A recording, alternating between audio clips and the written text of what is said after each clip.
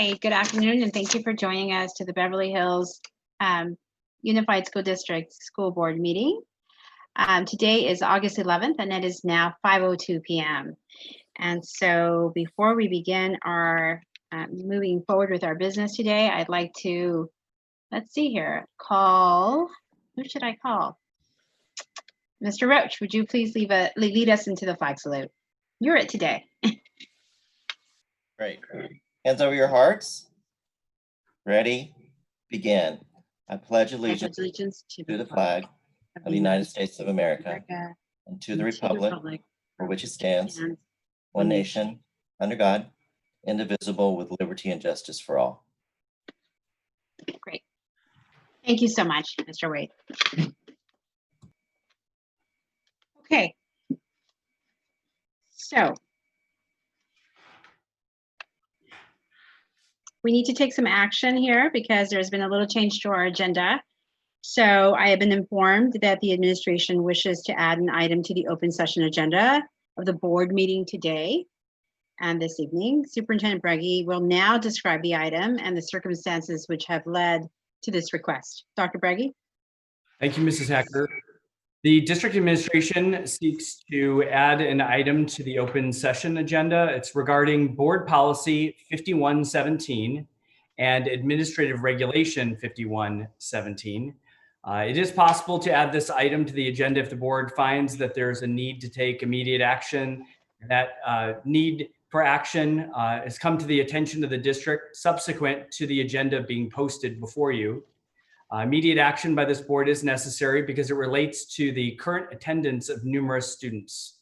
Also, the need for action came to the district's attention after posting this agenda for this regular meeting. Okay, thank you, Dr. Breggy. So I move and make a motion by making a motion to add the agenda item as described by Superintendent Dr. Breggy. Do I have a second, please? Thank you, Mrs. Marcus. Okay, so the motion shall be stated before you all. Shall the board add to its agenda an open session matter at the end of the section 11 of the posted agenda entitled 11.B discussion, board policy 5117 and administrative regulation 5117. As part of and in support of this motion, shall the board find that the need for the action is immediate and that the need for action came to the attention of the district after posting the agenda for tonight's meeting? Is there any discussion? Board members, no? Seeing that there is none, all those in favor, please raise your hand and I will count. Where's Mr. Spitz? Do I see Mr. Spitz here? Yes, I see him. Thank you. That's 5-0. Thank you. Okay, so we are now going to, I'm going to make a motion to approve the agenda. May I have a second? I second the motion. Second. Thank you, Mrs. Marcus. At this point, I'm going to move the agenda forward and with a vote, let's see, all those in favor, please raise your hand. Aye. The agenda passes 5-0. I'm going to move forward with public comment. So let me just revert back to my screen because I've been told I have another comment that came in. One more thing, was there anything from closed session? Oh, thank you, Mrs. Marcus. Thank you, Mrs. Marcus. Dr. Breggy, anything, a report from closed?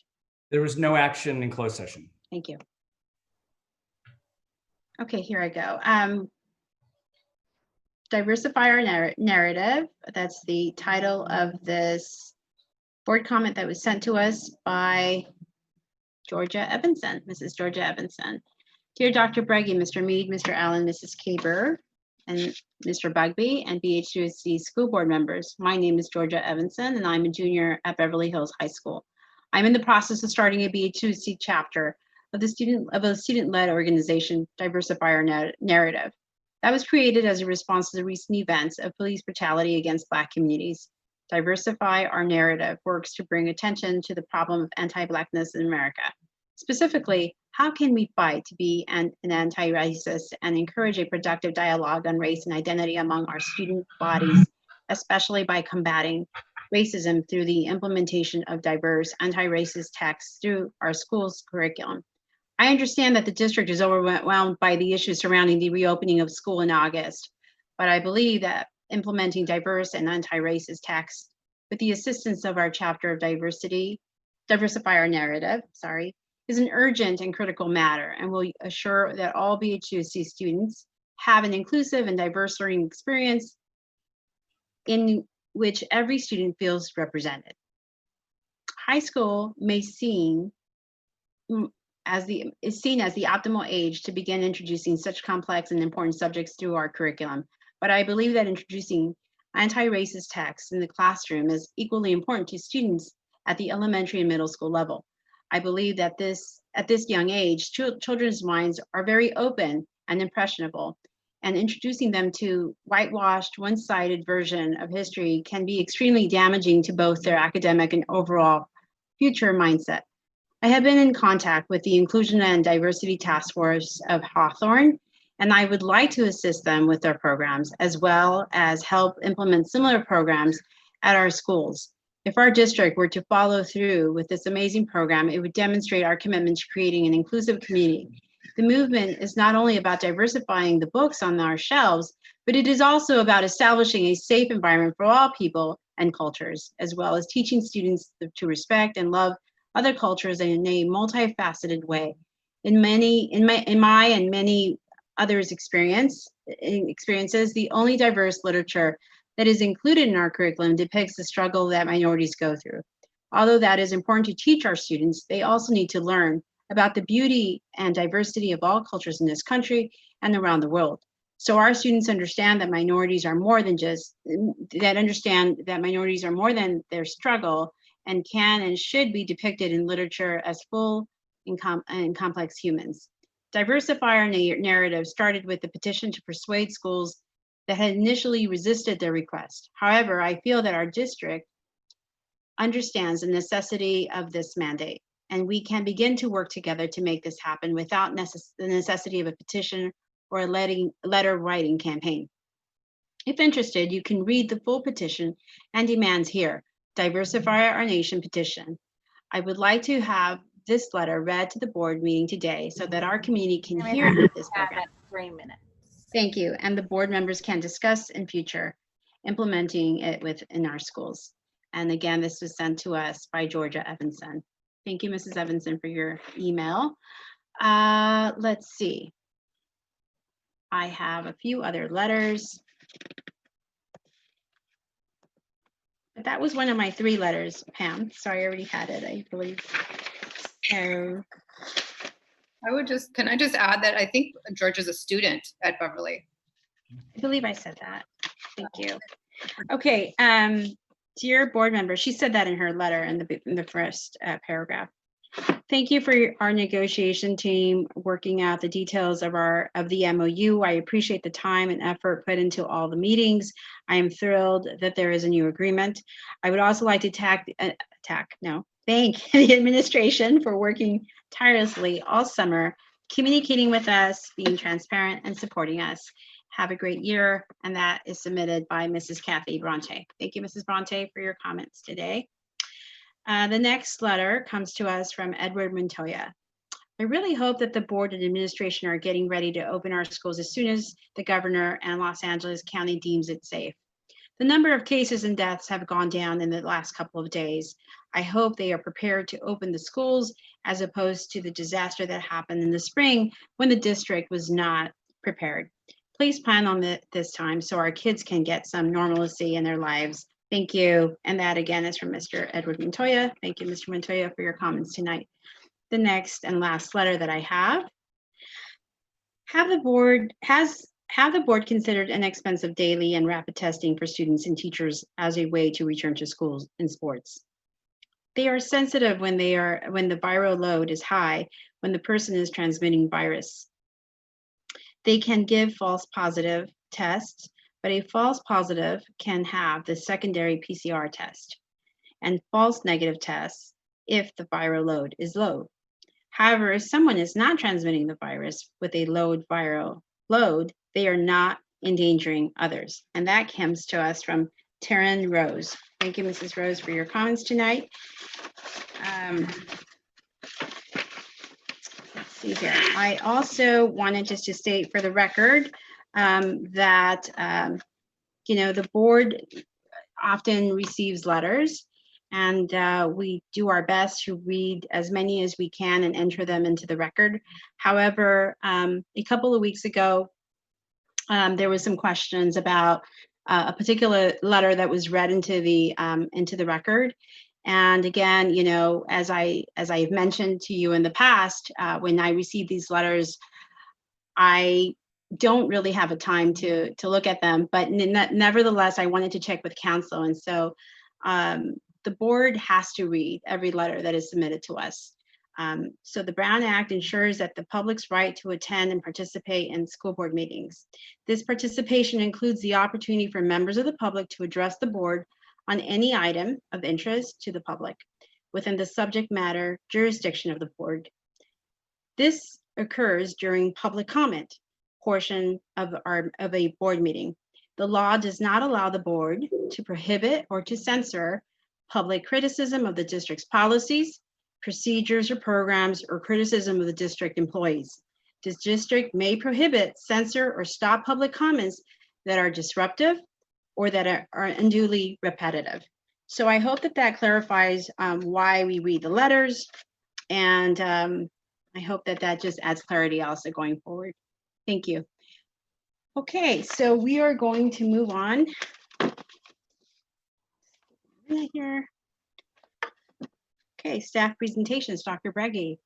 We have the Think Tank group with us tonight, and they're going to be discussing emotional recommendations and reopening recommendations.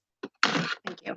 Thank you very much. We're very excited that for our reopening plan that we have invited some of our think tank members back so that we could complete two different things. One is the site assessment, which the construction at Beverly Hills High School had prevented us from doing in the past. And then also just the social emotional, which is a really important part of our work. They're going to give us a quick update as well. So I know that they are on the line with us. I know somebody is going to share their screen with us, but I know that, let's see, we have Kat Blanco, who's a counselor at the high school, Jocelyn Bresnick, who's a teacher at Hawthorne, Frank Chechel, Stephen Hinden, and Aaron Reitman, who are some of our community members, and I'm sure Mr. Mead is here as well, and maybe some of the other administration, but they're going to just kick us off this evening and share with you some of the recommendations from the site visit that we just did last Friday. Yeah, thanks, Dr. Breggy. You took the honors of introducing our awesome team who was there last Friday, so thanks for that. It was a really great experience. We got to walk around and think about challenges and opportunities that the high school is going to have when we start bringing students back. I, like a lot of people, am very excited to do so. So we're looking for opportunities and ways to do it. I'm going to actually pass it to Mr. Hinden and Mr. Chechel for the moment, but I'm going to stay available and maybe help with the conclusion or answer some questions. So take it away, gentlemen. Sounds good. This is Frank Chechel. I'll kick it off, and then so unfortunately I don't think I can share my screen. I don't know, Rebecca, do you want to share, or does someone want to share the plans, or should I just talk to them? I would be happy to share my screen. Hold on one second. Thanks, Rebecca.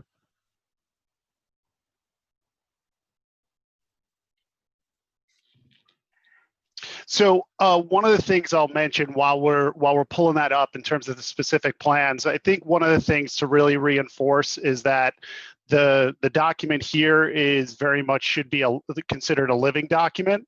I think it's been evolving in real time as we've been learning, and I think there's a lot of opportunities to continue to learn. Obviously, there's other schools that have started to open up, and they've had some challenges as they've opened up. So I think there's a lot to learn from what's working or what's not in some of those areas. I would even say the sports leagues like Major League Baseball, you see some of the challenges that they've had with trying to reopen.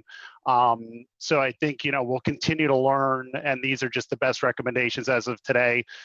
One personal example, I've been using mask wearing and what is an appropriate mask. I suspect a lot of folks have seen, there was a study done, kind of an informal study, but by Duke scientists looking at different masks. And I know for myself, when I go out and go for runs or go for bike rides, I wear a buff, which is something that you pull up from your neck over your mouth.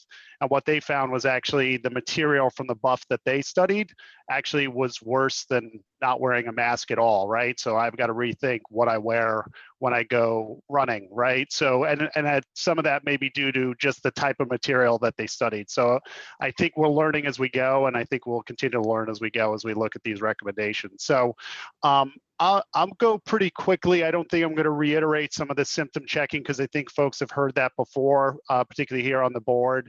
I would say in terms of the entrance, there is, one entrance to the high school, and you have both staff and students walking onto campus through that entrance and then driving into that entrance. So we have a different approach whether you're walking or driving. So if we scroll down a little bit here, Rebecca, for the driving, what we're thinking we're going to do is ask either staff or students to stay in their car, and actually we'll do a screen while they're in their car. If there is any issues with that screen, we'll need to think about the procedure. Frankly, probably the easiest thing is to ask them to drive themselves home. Hopefully they're not too sick to do that, but we need to think through how that would work. But that's how we do the screening for folks driving in. In terms of folks walking in, we have the entrance to the campus, and we have the courtyard outside the science technology building. So students would enter onto campus there and proceed up the driveway to the screening tables, and they'd be screened and scanned there. We need to think about how to isolate them if we did have a positive situation or a concern around someone, but that's how the screening would work for this campus. So I won't go through the rest of the scanning information. If we could go to the next page, I think I can cover some of the additional information. We did Mr. Mead and his staff actually uncovered a pretty good isolation room that's right next to the nurse's office. This actually was a storage room that we think can serve as an isolation room. We can build some cubicles in there. There's good ventilation. There's actually windows that open to the outside. It's a pretty roomy room. And so I think it's a logical place to have the isolation area for the high school. In terms of the next thing I just wanted to note was just in terms of restroom monitoring. That is going to be an important consideration, in terms of we've got 30 plus total restrooms on the campus. Mr. Mead's, I think, math was that a lot of those are clustered together. So there'd be like 13 main locations, but I think there'd have to be some significant monitoring around those locations to make sure folks are doing the appropriate thing. We're not getting crowding inside those bathrooms. And I think that's not something we normally do at the high school. So it's just something unique that we'll have to think about in terms of managing the restroom monitoring. Additional spaces used because of the construction, we're a little bit tight on space, but there are opportunities with the library or the swim gym and certain other spaces where we could use that additional space if we need to. So I think it's good to have flexibility. I think at the middle school, we were surprised with how much space we had. At the high school, it's a little bit tighter because of the construction. The other thing I want to highlight, Steve's going to cover this in the unique obstacles, but directional traffic. Mr. Mead demonstrated for us, one of the things that he looked to try to achieve was seeing if he could do one-way traffic across the entire school. And honestly, I think it's going to be a real challenge to do one-way traffic. And I think you're going to have a real problem with compliance in order to do one-way traffic. We do think the hallways are wide enough to handle two-way traffic, but I think we have to think about how to separate the two directions of traffic and just be very careful about monitoring crowding and things like that. But ultimately one-way traffic, because of it's sort of labyrinthian in the high school. So trying to do one-way traffic would create a lot of challenges, I think, for students trying to get from class to class, particularly if they need to go to the bathroom. So I think that's something we'll need to think about. And I think two-way traffic is probably the way to go. Compliance team representative Drew Stewart was nice enough to volunteer for that glorious role. So I'm sure he's going to do a great job. He was actually on the tour with us, one of those behind the scenes admin folks doing a bunch of behind the scenes work. So thank you to Drew. Let's see, in terms of, I think that's really about it. I know there's quite a few unique obstacles for the school, so I'm going to turn it over to Stephen at this point. Mr. Mead, was there anything I missed on that first part that you wanted to add in? No, that was really good. One small detail, I don't think most people are really going to care. You mentioned the drive-in model. You know, we have 2 different entrances, one to staff, one to student parking. So it becomes really 3 entrances, but I think that's just details. But no, I think you covered it all well. Thank you. Great. Steve, I'll turn it over to you. Thank you. Okay, so yeah, unique obstacles, which was a sort of subheading that we created on some of the walkthroughs for the elementaries and for BV, but it was really just like the last little things that we didn't have time to really deep dive in. Here at the high school, I feel like the entire campus is a unique obstacle. Really, the construction is the biggest part and the biggest problem, because right in the middle of campus, you have the building in the front, which I believe is building B, totally offline. And not only is the building offline, but you can't pass through it. So before I get into that, same with the other schools, drop off time, pick up, exit time, lunch times, these all have to be figured out as far as staggering, just to attempt to reduce the amount of kids that are all in the same space at the same time, especially lunch, because their masks are going to be off. And we don't have as many outdoor spaces here as we do at, say, like BV, and you can't use the field at the high school either. Going back to that problem with the campus and essentially the middle of it being offline, when you have students that need to go down to PE or athletics or anything down at the front of campus on Moreno there, you have to leave campus, walk on the sidewalk all the way out in front of it, and then re-enter campus in front of the swim gym or in front of the field there. And so that becomes a unique obstacle, not only for purposes of safety and security of the students, but you have kids going on and off campus. We don't know if they've come on and been scanned yet or wellness checked. And so there's those things that we have to figure out as well too, especially with the kids that have PE first period. They may not come onto campus the main way. They may go directly to their PE class first period. And then are they getting scanned there? Do we have to rescan them when they come back onto campus through Heath for their next period?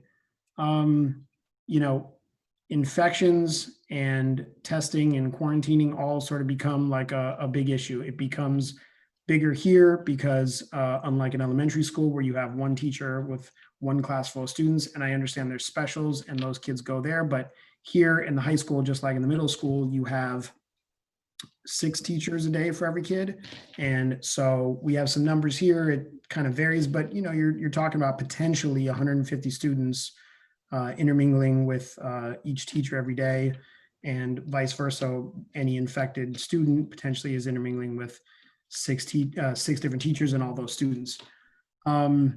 One other unique obstacle that we have here, and we probably could have mentioned it for the middle school, but it definitely becomes an issue here, is we called it behavior norms and consequences. And this most closely relates to students taking pictures of other students. So say there are kids walking around on campus that are not distancing, say there are kids that are not wearing masks, say there are kids that are doing any of the things that we shouldn't be doing at this point in time with social distancing, and you have other students taking pictures of them and then potentially posting them or sharing them with others. This becomes a big issue, and the admin team is going to need to figure out how to handle this, and then what discipline, if any, may be related to that. I don't think there are anything else other than that. I mean, the same unique obstacles exist at all these schools as far as distancing the kids. Frank mentioned the hallways. Certain buildings like the science building, Mr. Mead had a great plan there for one-way traffic. The north stairwell goes up, the south stairwell goes down, and the hallways sort of flow in a half circular motion from one stairwell to the next. Kind of stinks if you have a class on one floor that's real close to the down stairwell or the up stairwell, and you got to go the opposite direction. But these are things that we can figure out. You may have to extend periods in between, or time in between the periods, to allow the kids to move around a little bit longer, or even to use the bathroom because there may be lines for the bathrooms. And that's actually something that we probably could have listed on here too, as bathrooms. We even talked about possibly encouraging, I know it sounds crazy, possibly encouraging the kids to use the bathrooms during class versus during their intermission time, just because if you're trying to limit one person to a bathroom at a time and you've got, I don't know how many minutes between periods, you may have yourself waiting in line for a bathroom, and you're going to have lots of kids, passing by and trying to use the bathroom at the same time. So if we try and encourage them to behave and act, responsible, but use it during class time, that may cut down on some of that waiting there and bunch up. But that's pretty much it, I think. Frank, I missed anything? Anything you want to add, Mr. Mead? I think that was great. Cool. Yeah, and I'd like to emphasize a couple of opportunities or strengths that we have as we think about moving back in. And really, these are also true when we're in virtual. But in both of these cases, we have a really strong counseling department. We have a large number of them. So we're very optimistic that we're going to be able to keep kids engaged, even if we keep this schedule, this block schedule when kids come back. We have 90-minute blocks 2 days a week for late start, where we can get really rich advisories for kids, whether it's virtual or whether they're coming back in cohorts. And speaking of cohorts, class size kind of relative, our high school is pretty small compared to most high schools, but in terms of cohorts, we still might be looking at 3 cohorts. But I want to emphasize also that the technology team and the ViewSonics in the classrooms, we have a lot of opportunities to keep kids kind of engaged in the classroom, even if we're in a cohort model. So there are some strengths that we have and some agility going forward. But yeah, we, physically, as I think everyone knows right now, the high school is under a little bit of duress with the construction. Things are a little tight. But I do think we have the personnel and the resources to be agile and handle it. But I am super grateful to this team, Jocelyn, Alex, Stephen, Frank, Cap Blanco, one of our counselors that I just mentioned, Drew Stewart, myself, Dr. Breggy, Rebecca. Thanks to this team for getting together and discussing it. The feedback's been really helpful, and I'm glad to answer any questions. Thank you. And Mr. Mead and team, I just want to say thank you to everybody. I think what's really been interesting about this experience is in just working with some of the same people that were working at our middle school and our high school, was to see a lot of the similarities when it comes to some of the challenges and what some of the resolutions are. And what it really does boil down to is just changing our behavior as adults and the way that we lead and the way that we teach, but also for the expectations that we have for our students as well. I think that the conversation was extremely valuable. I think that it really showed a lot of discussion, because there was a lot of times where people were giving some input that we didn't even think about, because we do it all the time. We do it every day. And so that was extremely valuable to us. And I know it will continue to grow and change. But as we are following up on the recommendations with signage and looking at the practices for restrooms, and even working with some of our staff, Stephen, your idea is something I brought up today at a staff meeting about how even as adults, how we have to start changing our own culture so that, we can get kids to go to the bathroom and not have to all crowd a bathroom within, 5 or 7 minutes when they're back. I think that the conversation overall shows that this is just evolving, and even our practices that we're going to put into place will grow and change as the cohorts come in, when that's allowed, to working to have everybody back. So I just want to thank everybody for that. It was a challenge at the high school for sure. And I think that what's really helped is the security. Reducing the number of entry points is certainly going to help, but it's going to be all hands on deck when it comes to staff helping and assuring that we get kids in and out as safe as possible, as well as even doing lunchrooms. So any questions from the board? Nope, we'll go around. Mr. Margot? No, thank you to the team for presenting this. I know it helps the community to see that we're working on a plan, and a very detailed plan to get kids back on campus when it is safe to do so.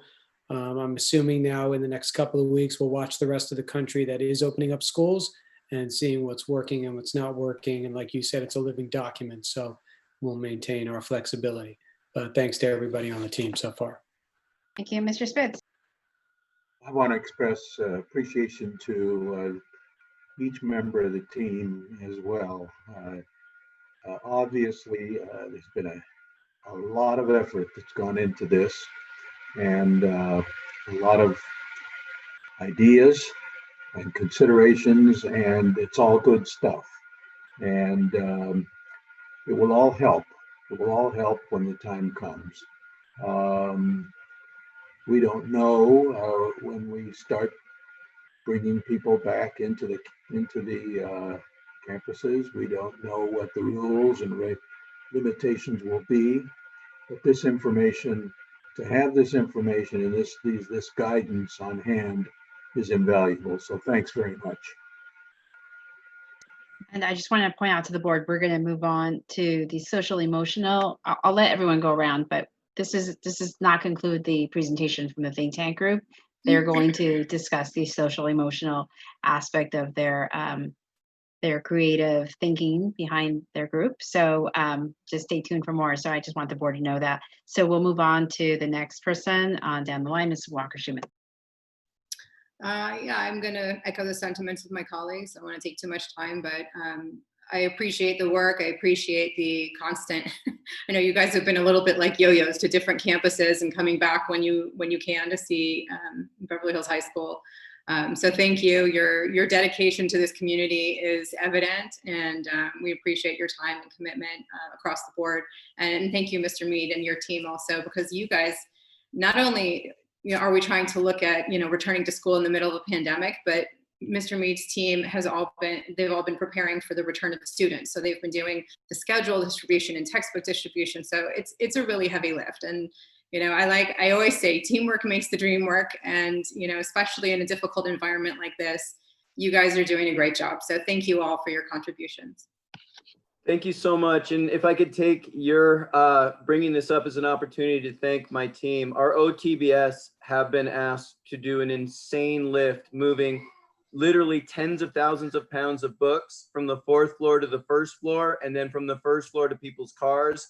And it's been amazingly smooth. A lot of parents have said it was so much easier. Please do it again. I'm like, oh my God, no.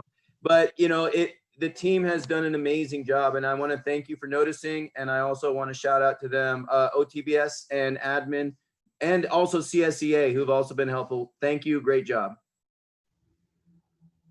Ms. Marcus. I also want to echo the sentiments of the rest of the board members to thank all the members of the think tank, the great minds that have come together to think about what is probably what I think is a very important thing, and that is to be able to look at the campuses to see what we can think about ahead of time and to plan, even though those plans may change. But to be able to be ahead of the game, I think we're sort of trying to be a little bit ahead of the game by doing this. And I think that was a very, very important thing that was done by the think tank and the people that were on the think tank. So I know that things will always change, but to be ahead of the game a little bit, to be a little bit beforehand, I think is really a marvelous thing. There's an expression, something like the best laid plans often go awry, but I think by being prepared, I think we're going to be in a very good position. So I want to thank every member of the think tank, and I know we're still going to hear one more presentation. So I thank you very much for all your time and your effort. Thank you. I also want to just echo the sentiments of my colleagues. Thank you for your time. And I do just want to correct the record. Mr. Drew is not, Mr. Drew is the assistant principal. He is not in the background. He's very much in the front. So thank you, Mr. Drew, for being part of this group as well. Okay, so now we move on to the social emotional aspect of your presentation. So Dr. Breggy, I'm not sure who's leading that charge.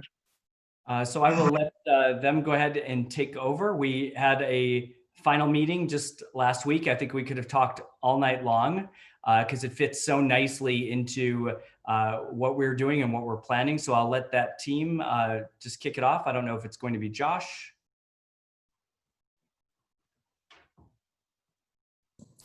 Sure. Yeah, I can get started. I thought Laura Chisholm was going to make an introduction, but I will totally take it away.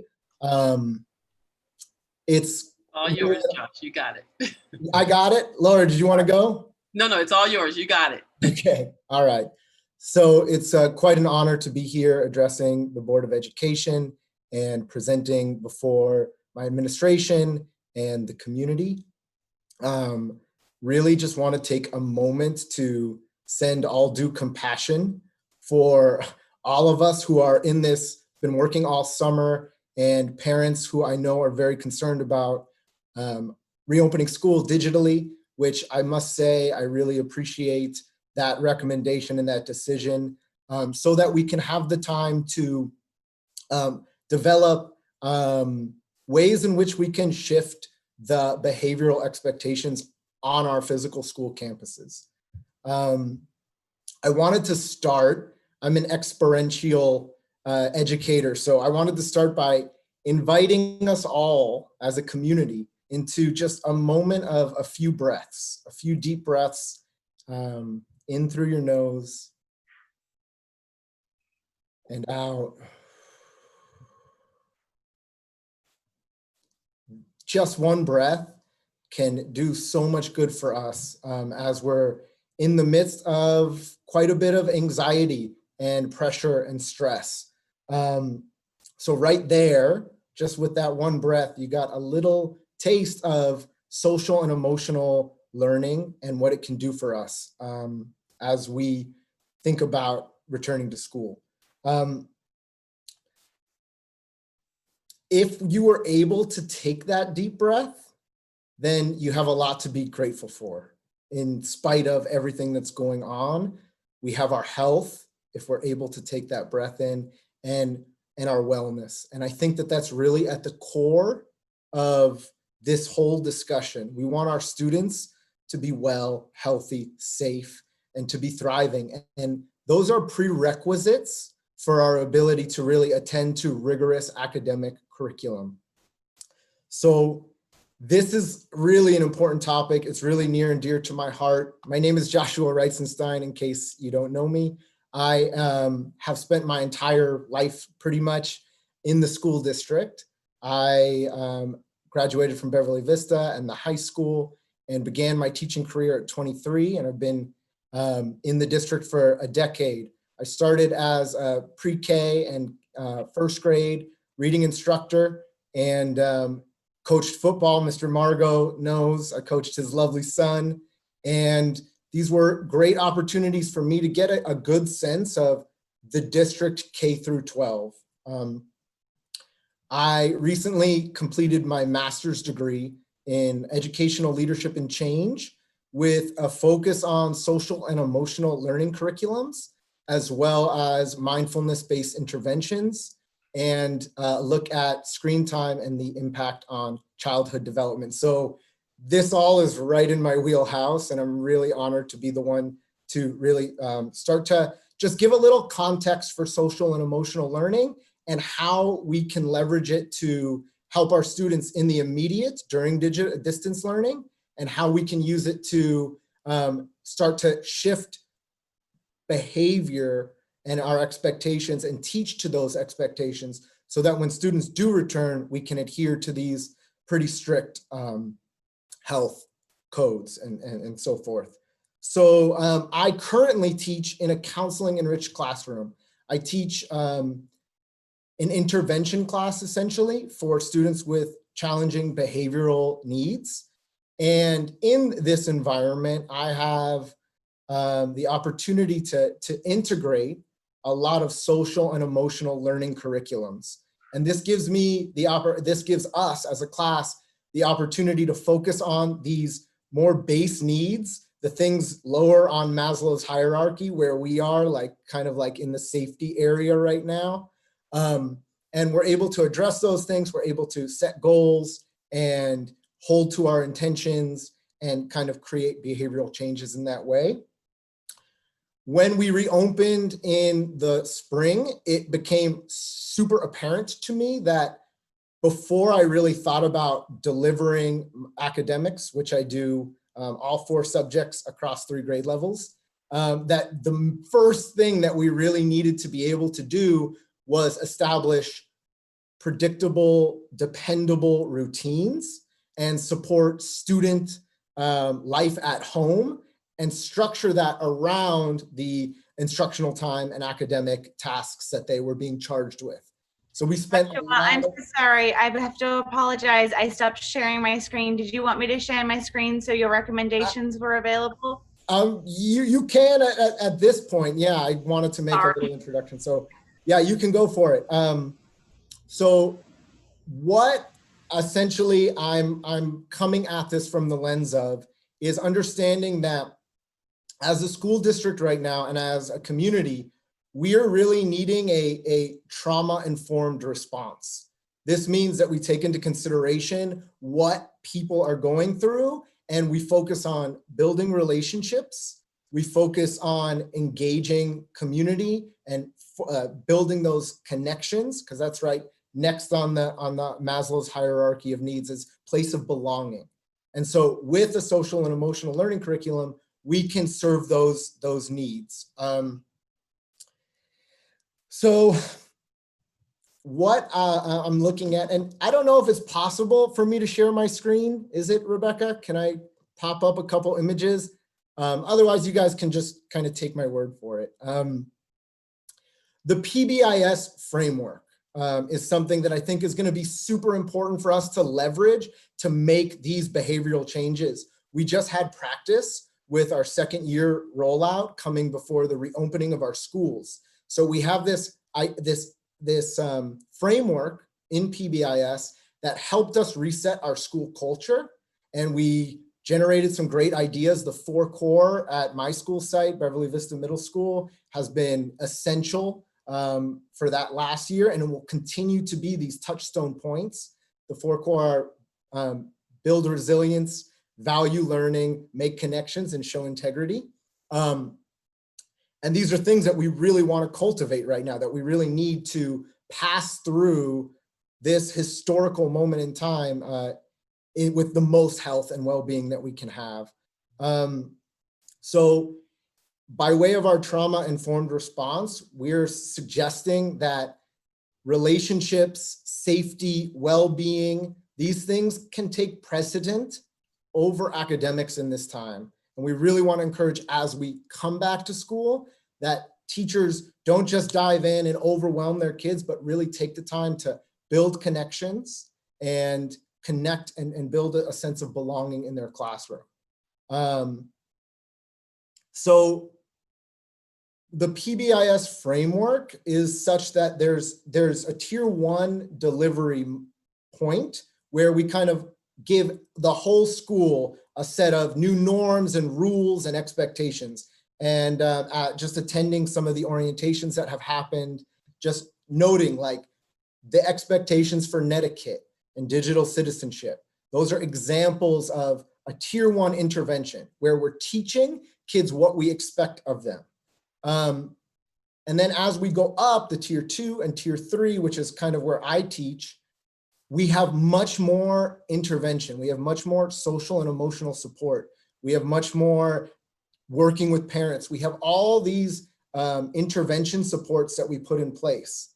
And part of the recommendation as we're experiencing this very challenging moment is to move down some of those tier 3, those higher level interventions, and make them available to our larger school community so that they have these social and emotional learning tools in their hands, both for our students and for our parents through parent night and family education, and for our teachers through professional development, and just helping teachers engage in this conversation of how do we utilize distance learning to make it most engaging, and how can we support our students to show up for our classes with the most energy and attention that we can. So with Pbis and the sort of resetting of expectations and reteaching of some of the expectations that we're going to want to see when they come back, but we also are going to want to see in distance learning, like how to utilize the technology, but also what are the sort of daily routines that support us, like our highest functioning. And I know we're all going through it. I'm having to learn through from home and learn that if I get up and take a shower and do a little exercise and maybe a little mindfulness before I sit down in front of my computer, I'm gonna have a much better and more productive day. And so we wanna scaffold what I'm deeming routines for well-being, and I would love to show you some of these little graphics. But essentially, we're just scaffolding students' days with these social and emotional learning opportunities. And typically, social emotional learning is something that comes on the playground, or we supplement with after-school programs or extracurricular activities. But in this time, when we're not having social interactions as readily available, it's really important for us as a school community to be intentionally designing and delivering social and emotional learning curriculums.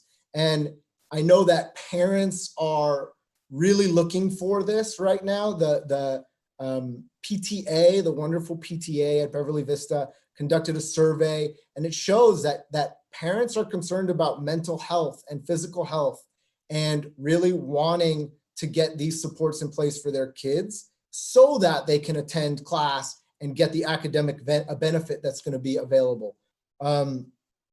So in order to make that kind of available, those teachings and those offerings, we're going to do everything that we can. The PTA is going to develop and support all their activities. Our clubs are going to be awesome, and our teachers are going to be engaging in those ways. But we also have to think about parent education, as I said. What we want to do is we want to make these this toolkit, these routines for well-being, available through a district website. And that website can house this and facilitate this conversation. And we really want to generate, I know the PTA is on board, a conversation around wellness. I know Norman Aid at the high school is doing a fantastic job, and that's an incredible resource for you guys to check out.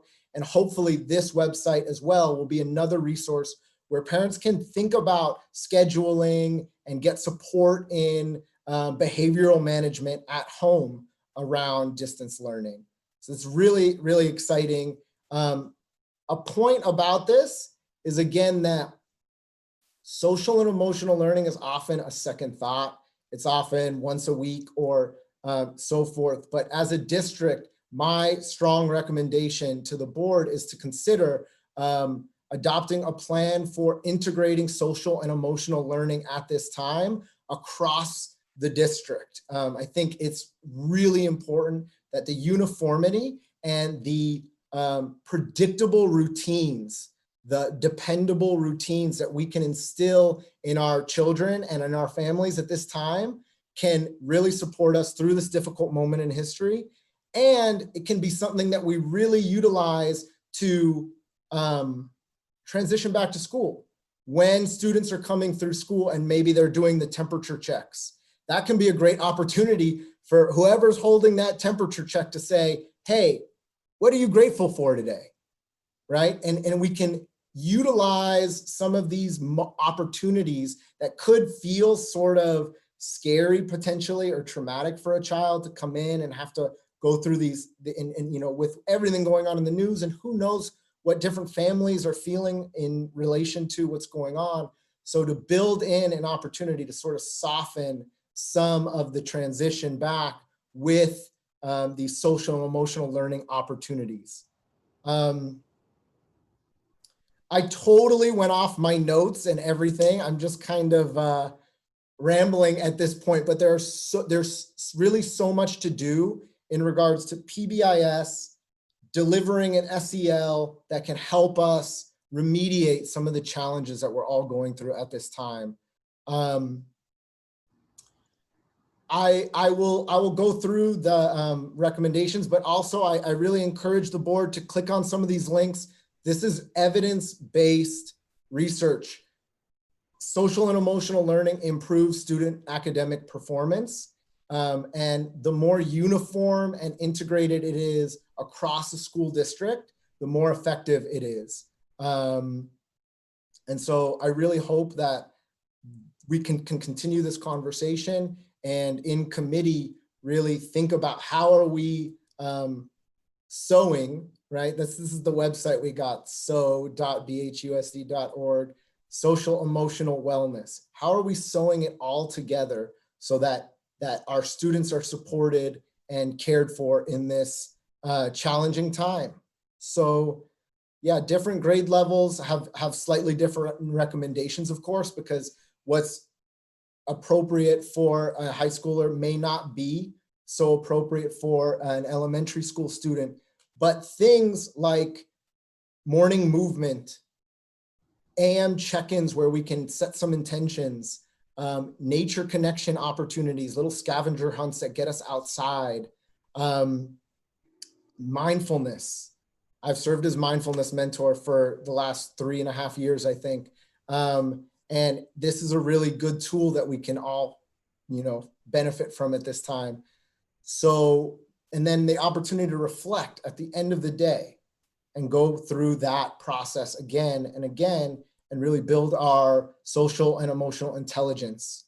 An incredible book to read if you're interested in this kind of stuff is Permission to Feel, is an incredible resource right now put out by the Yale Center for Emotional Intelligence. I have a lot more that I could say, but I know I don't want to take up too much more of your time, and that's a lot to digest. I was going to highlight just the school site recommendations, but perhaps somebody else would like to just rattle off some of those, or administrators, if I've left anything out that you want to, or anything that wants to be highlighted by anybody on the team. It was really an honor to sit in that think tank and to see the intelligence and the expertise that was available, was in conversation, and the adaptability of it. It really helped me put my system at ease, knowing that this high-level conversation was happening around these decisions. And I hope that we can continue to engage around these topics. Thank you all very much. Thank you, Mr. Eisenstein. Is there anybody else from your group presenting? Yes, No. so I'm gonna jump in. Okay, great. Okay. So if you scroll down just a little bit, we kind of came up with this idea of having some sort of an information hub, right? Like a website that hosts various resources, videos, articles, things like that, for all different grade levels. Keep going. And so basically it would be some sort of information hub that's broken down by elementary school, middle school, and high school, and even within those spans broken down and differentiated even further. Again, with grade level and age level developmentally appropriate resources and things like that. The other thing I wanted to mention too is that elementary by default, and this was something I was thinking about a lot, is elementary by default is social emotional wellness. And that's kind of woven into everything we do anyways. When people talk about classroom management, because I don't like that word, but classroom management, right? Like that's something that we just kind of weave into the facilitation of our classes. So that's something that we were thinking about doing, is having some sort of a website for parents to go to, and possibly even making it kid friendly so they can access it as well. I keep bringing up these virtual classrooms that are going on all around the world, and that would be a really great opportunity to use something like that would allow kids to engage with it as well, on top of what they're already doing in school. That was just something that I thought of. But yeah, that was basically, I mean, I don't want to say that was it, because this is never ending. This is a conversation that goes on and on and on. But yeah, that's kind of the gist of it. And this was a really fun group to work with. And as I tell my kids, a lot of good brains. So thanks for listening, and stay tuned. Jocelyn, you triggered a few more things that I forgot to mention. Just that when you said there's a lot that we're already doing.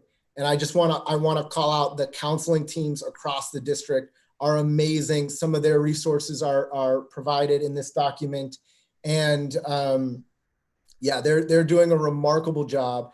And as much as it's also important to make some of these interventions more available to our wider community to support everyone in this time. It's also important to remember that counselors are available for the serious tier 3 kinds of interventions, things that may be going on across homes. And I just want to say it's normal to be struggling right now. If you're not struggling, you're not normal. And so, you know, just that we can be vulnerable as a community and really come to this, the social and emotional wellness conversation with open hearts and really support ourselves, and so that we can support each other. Thank you for that. And let me just, before we turn it over to the board for any questions, I think something really unique that happened with the think tank that's been different from some other community involved groups is that the recommendations were really very natural, and they weren't some like way out of the box type thing. It wasn't, you know, where we're going to be spending tens and thousands of dollars on stuff that we weren't even sure that we really needed.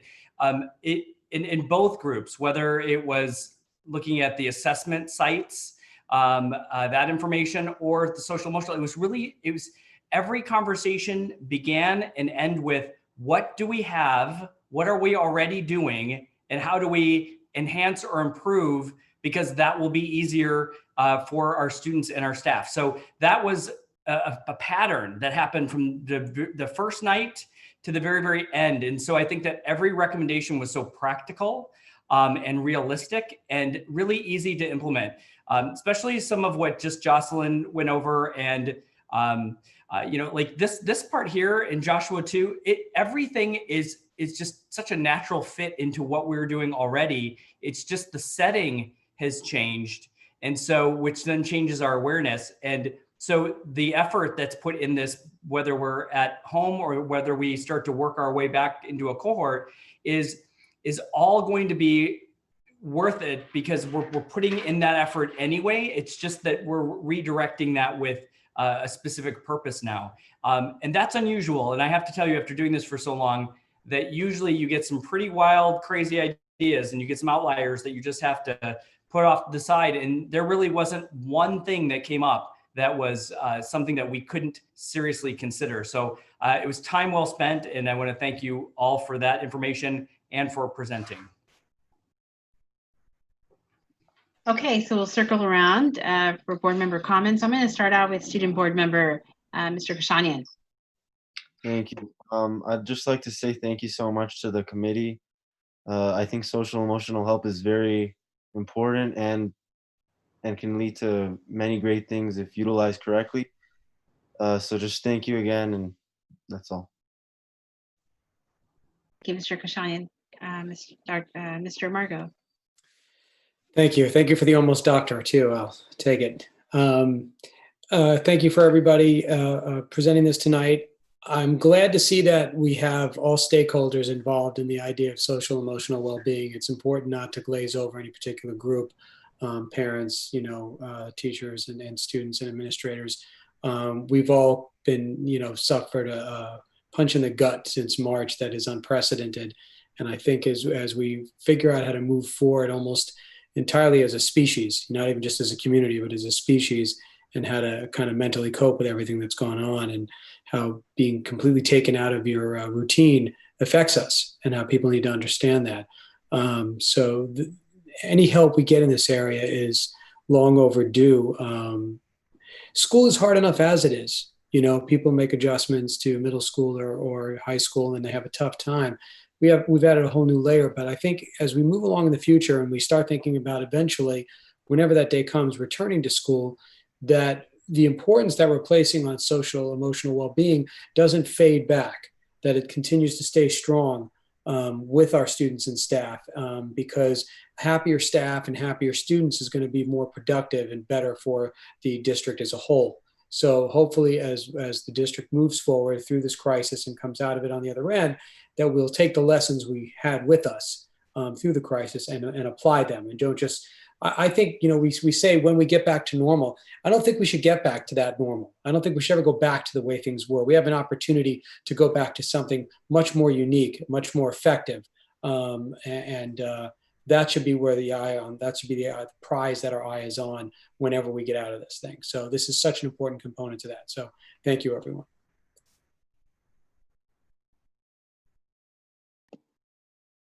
Mr. Spitz. I want to express my appreciation too to the team. Obviously, a great deal of thought and professionalism has gone into this.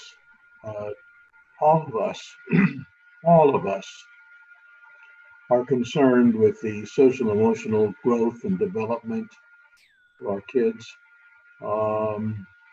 And it's not just this district, it's every district. You pick up the newspaper and you constantly see major articles about this and concerns for the kids that that are not going through the normal school conditions. And so it's extremely important. And so I'm hopeful that we can do what we can here to help our kids in these crucial areas of development. Thank you. Okay, Mrs. Walker-Schuman. I think that in every challenge there lie opportunities as well, and this is one of those. Obviously we would prefer not to be dealing with the challenges of the pandemic, but it does offer an opportunity for silver linings. And I agree with Mr. Margo that this, that we shouldn't make it a goal to get back to normal. We've actually learned a lot of really amazing things at this time. I think we've questioned, the value of standardized testing. We're talking about different methods and deliveries of education to reach more students. And, obviously with this topic, the focus on wellness, which we know we should have been paying more attention to all along historically, not just as a school district, but as a human race. So I love that this is the focus now. I think it's really important. The name of the game at this time is, not to lack accountability. We all have to hold ourselves to a high standard and work hard to do well, but to be forgiving of our teachers when there's technical difficulties, forgiving of our students when they're not prepared, forgiving of the admin because they've got so much going on to juggle. And we're not always going to do everything perfectly, not any of the different stakeholders or levels that are represented here. But we're all going to try. And I think that that's really going to be the secret to success of getting back to school, doing it successfully, doing it safely, is that everyone's participating and giving it their best effort. And together we'll be able to find, the right path. So I think this is a huge effort. Thank you for the team, for working on these really difficult things. One of the things that I talked about last week in a little town hall with a bunch of other parents and some teachers and stuff was the value of being prepared for when students go, back into this environment where they're supposed to be learning. And I know the presentation touched on it a little bit. I would really love to see, kind of a bullet pointed list of ways that parents can help set their children up for success, making sure that they have a regular bedtime, get enough sleep, are up at the right time in the morning, at their desk with the device, all of the things that Mr. Allen's video talked about really being essential to the success of students. It's not just for middle schoolers, it's for all grade levels.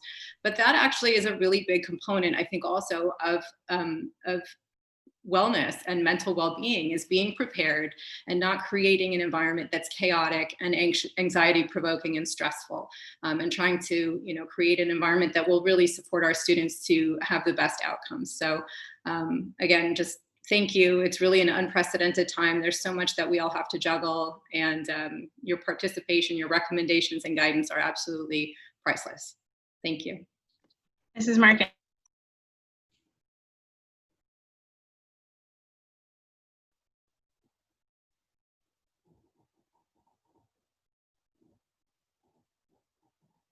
Mrs. Marcus, I'm here.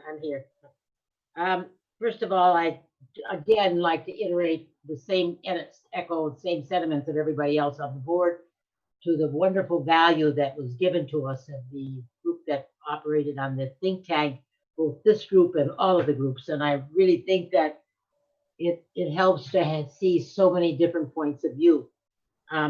One of the things that I'd like to think that because of all of this, we have a chance here to move forward, not to go back, but to move forward with our social and emotional well-being programs, to employ them, and the ideas that were presented, all reasonable, all things that we probably haven't thought about or we did think about, but to employ them. So again, being last on the list of people to make presentations and to speak, everything gets said before I get there. So I just want you all to know how much I appreciate everything you've done. And I look forward to being able to work with you in the future as we go forward and before we open the schools. And I hope that will be soon. So thank you very much.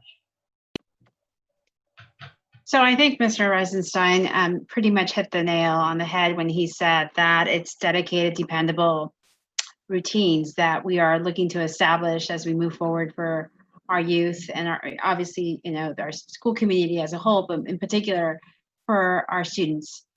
They depend on us to develop those routines, and we should put every effort forward in being consistent in upholding those routines.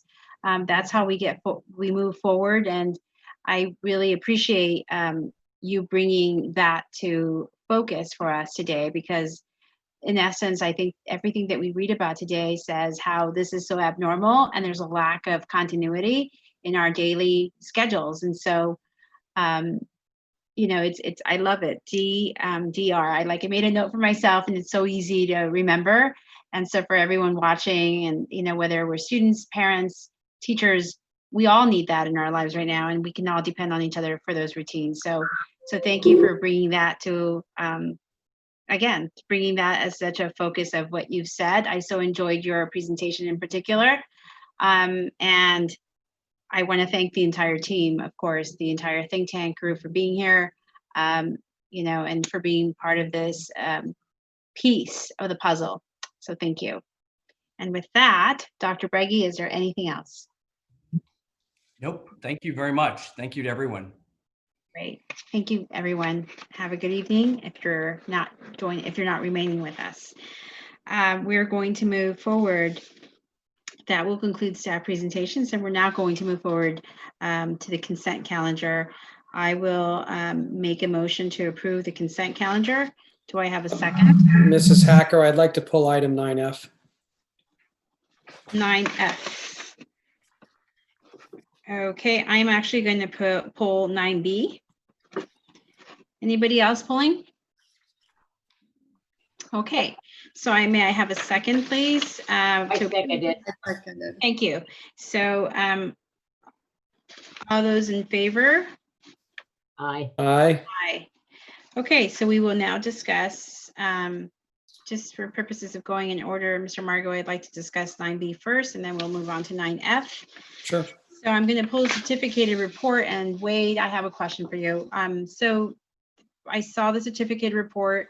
Everything makes sense to me, but I just think it's really important to explain this to, we're not overstaffing ourselves with staff. I see that we're hiring or making adjustments to our certificated report with more staffing.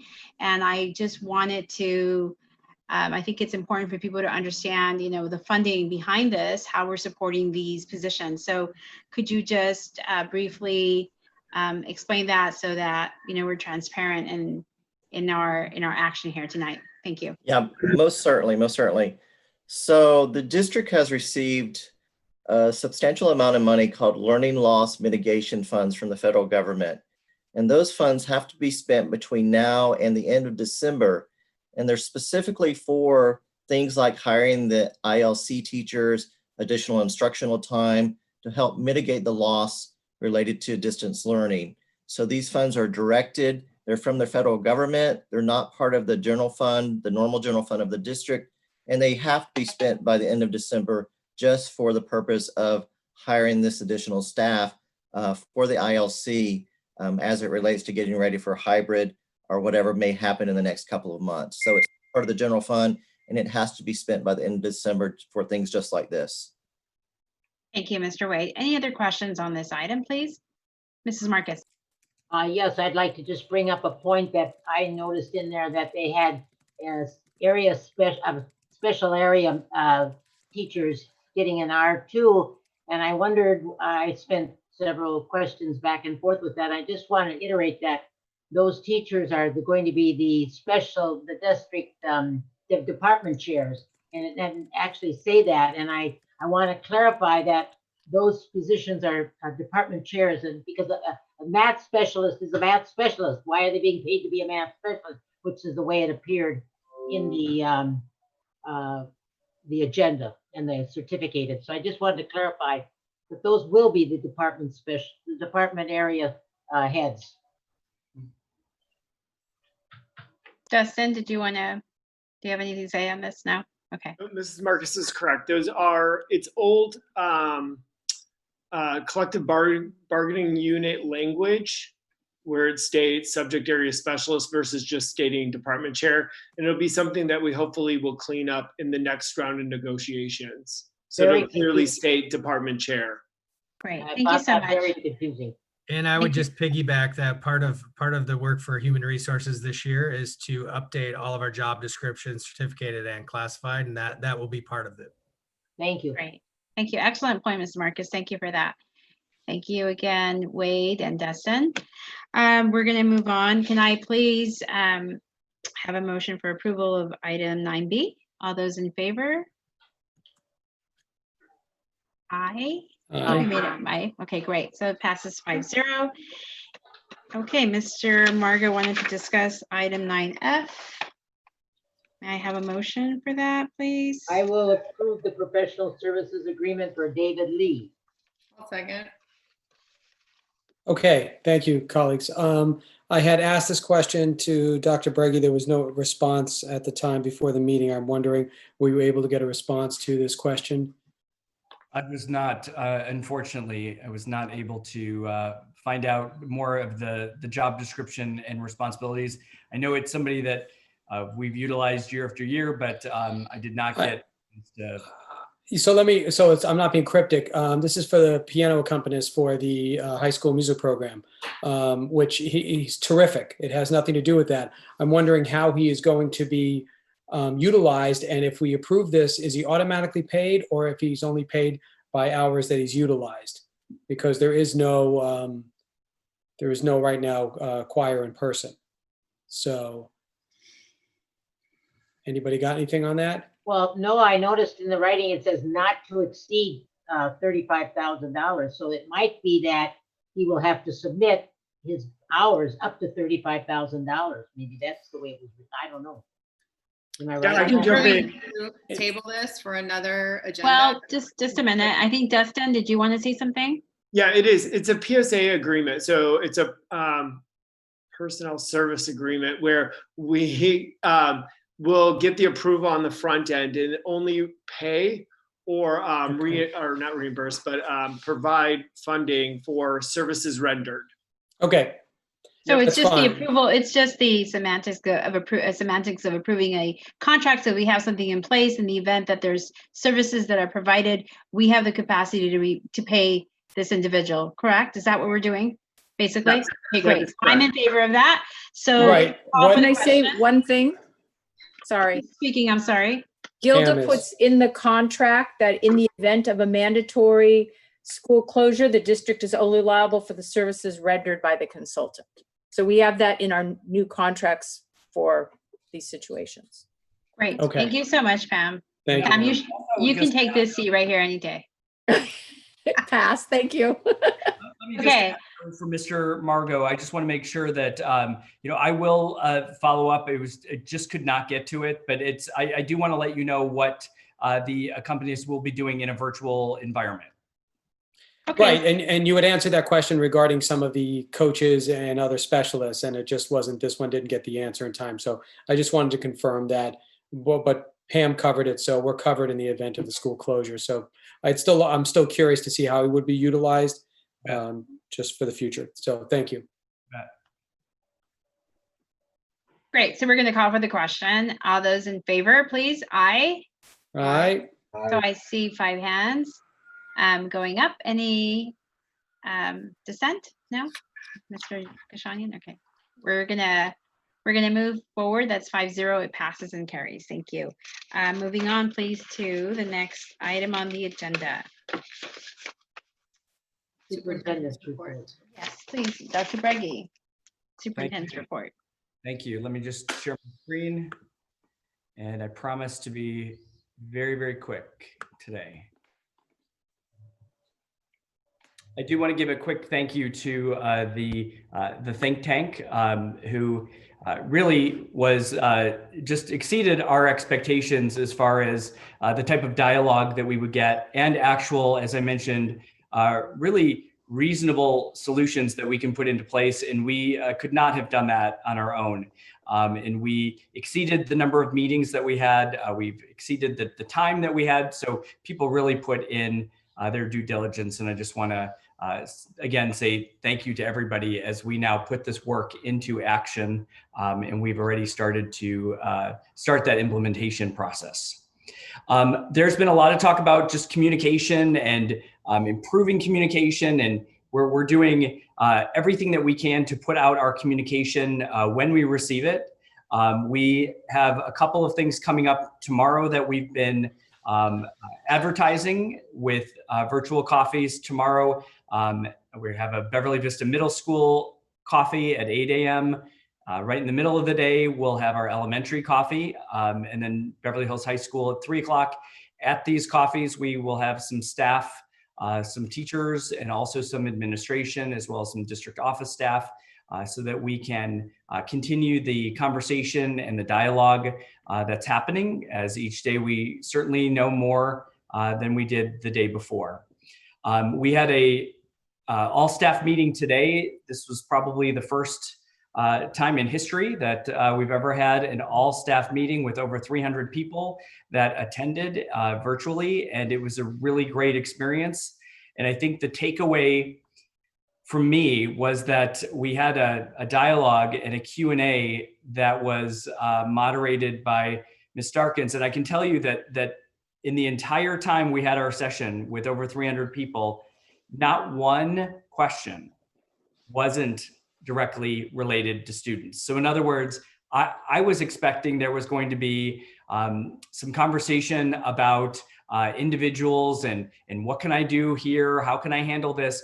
Every single question was about students, student safety, and what can we do to ensure that we're creating the safest environment when students came back. And it was just very enlightening. It was very exciting that not only were our staff members geared up for next week, but they're also getting ready for and preparing for when we are able to work our way back into the physical school buildings. And so it was one of those meetings where you just know that you need to do that again, because it was really beneficial. The questions that we had were authentic, and we had a great opportunity to share with one another. So I just wanted to let you know that that was something new that we started, and it went really well. I got a lot of good feedback afterwards from our staff, and giving our staff a bit of a voice to share information and also ask questions in a very friendly setting.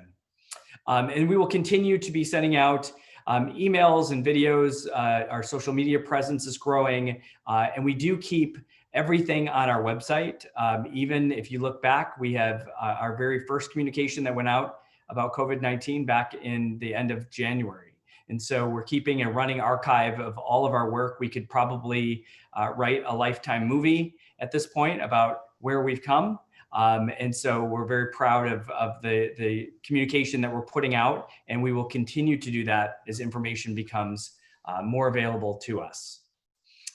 This is an exciting week. This is probably, it's been just the busiest summer of our careers. I think we'd all agree with that. And not only that, but this is probably the busiest week of the entire summer, with teachers coming back for training and professional development.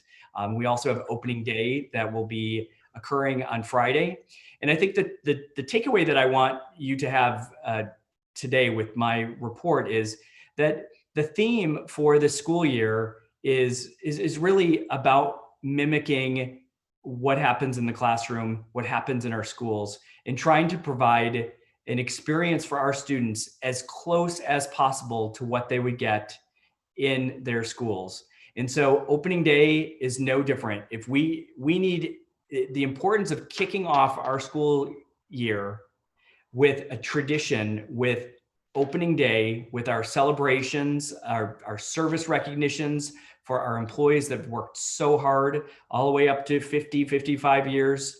And then also, just having our dignitaries there with the city council, with our volunteers and our PTA and PTSA and BHEF. It's such a celebration for us to be able to move forward successfully. And we need to model that this is keeping as close as we can to what we would do on any other school year for our staff and then our students. So we're very excited to be able to kick off and to begin to model that for our staff, because that's going to be the expectation for all year, is trying to keep this as real and close as we can to what our students would experience and our staff. And there's kind of a new acronym for PPE, because that's important, and everybody knows we need that protective equipment, but it's also about planning, preparing, and then executing this school year. And that'll be a little bit about how I'm going to talk about as we move forward with opening day in some of my remarks for the entire staff. So we've got some days with professional development. We've got opening day, and those will happen on August 13th, August 14th, the 17th, and then also our first day of school will be on the 18th. And we're very excited. It was great to see our staff today. We are ready, and we're ready to kick off the school year. And we're very excited that the board will be part of our opening day celebration, as well as many other special guests that will be showing up on Friday. So thank you. Thanks, Dr. Breggy. Any questions from the board? Let me see, Yoni, Mr. Kashanian. Okay, Mr. Spitz, I see your hand. Well, I just want to say that it strikes me that under normal circumstances, very little unusual communication would be necessary. There is so much communication required now, so much data, especially to parents. And I just want to say that how much, as a board member, I appreciate Dr. Brady's leadership in seeing to it that the right communications go out from the district officially. I really appreciate that. It's essential. And I think you're doing a great job, and it's not over yet. There's more communication ahead. Thank you. Yes, thank you, Dr. Breggy. Anybody else? Okay, great. Thank you, Dr. Breggy, also for hosting tomorrow's events. I know that parents are looking forward to that. I know that you will be probably the most popular meeting. Maybe it'll be the most popular meeting of your career this year. So I'm looking forward to also participating. So thank you so much. Mrs. Marcus. Is it possible to listen in on can we get notice with the Zoom so we can hear the comments? I was wondering tomorrow. Oh, so yes, we can send you the link, I'm sure, Rebecca, right? We can send Mrs. Marcus the link. I would love to hear some of the conversations and see what's going on. You know, we as board members never get to do any of that for the most part. I think it would be very interesting to be a part of that. Not to be involved, just. Of course. No, I think that's, if you didn't already receive an email with the links, we will make sure that you get that, because you have to register for it. So just when you get it, if you haven't already received it, just go ahead and click on those links. I did not get it, or I didn't recognize it. I don't know whether it was correct. Yeah, I believe it went out to parents, Dr. Breggy, but I'm not sure. I mean, I have not received it in this official capacity, but that's fine. I'm sure Rebecca can facilitate that for Mrs. Marcus. Great, and Mel. Yep. Thank you. Okay, so we're going to move on. Thank you, Dr. Breggy, for your report. We're going to move on to discussion of board policy 6158. I wanted to talk about this last week, so I'm thankful for the opportunity today. Be a student board report or? Oh, I'm so sorry. You know what? It wasn't on the agenda. So sorry. Yes, it is on the agenda. I skipped it and I apologize. Mr. Kashani, please. No worries. Thank you. Good evening, everyone. I hope everyone had a great start to their week. I'd like to start off by stating that I've been appointed to the executive cabinet of the CSBMA, which is the California Student Board Member Association. This association was recently established, and I'm happy to announce that I've been appointed as the director of grants. So far, we are a group of about 25 student board members from around California, and our mission is to make sure that there's a student board member in every school district in California. This way, students' voices are heard and no one is left out. I'm currently spearheading our project of creating a website with a few other student board members. I hope to gain insight on what other schools are doing in all situations so that we have examples to use and benefit our Board of Education from. Other than this, I'd like to say that the survey that I was putting together about racial injustices is done, and now it just needs to be approved until it's sent out. Students, sorry this survey took so long to get to you guys, but be on the lookout for it soon. I hope everyone has a wonderful evening and a relaxing end of your summers. I know this summer was nothing that we had ever seen or expected, but now it's time to get back into the groove of learning and enhancing our abilities. So let's stay strong together and overcome this challenge. Thank you. Thank you. Any questions? Congratulations, by the way. It's quite an amazing appointment. Thank Very you. good. Any questions, comments? Moving on. Thank you for being here today again.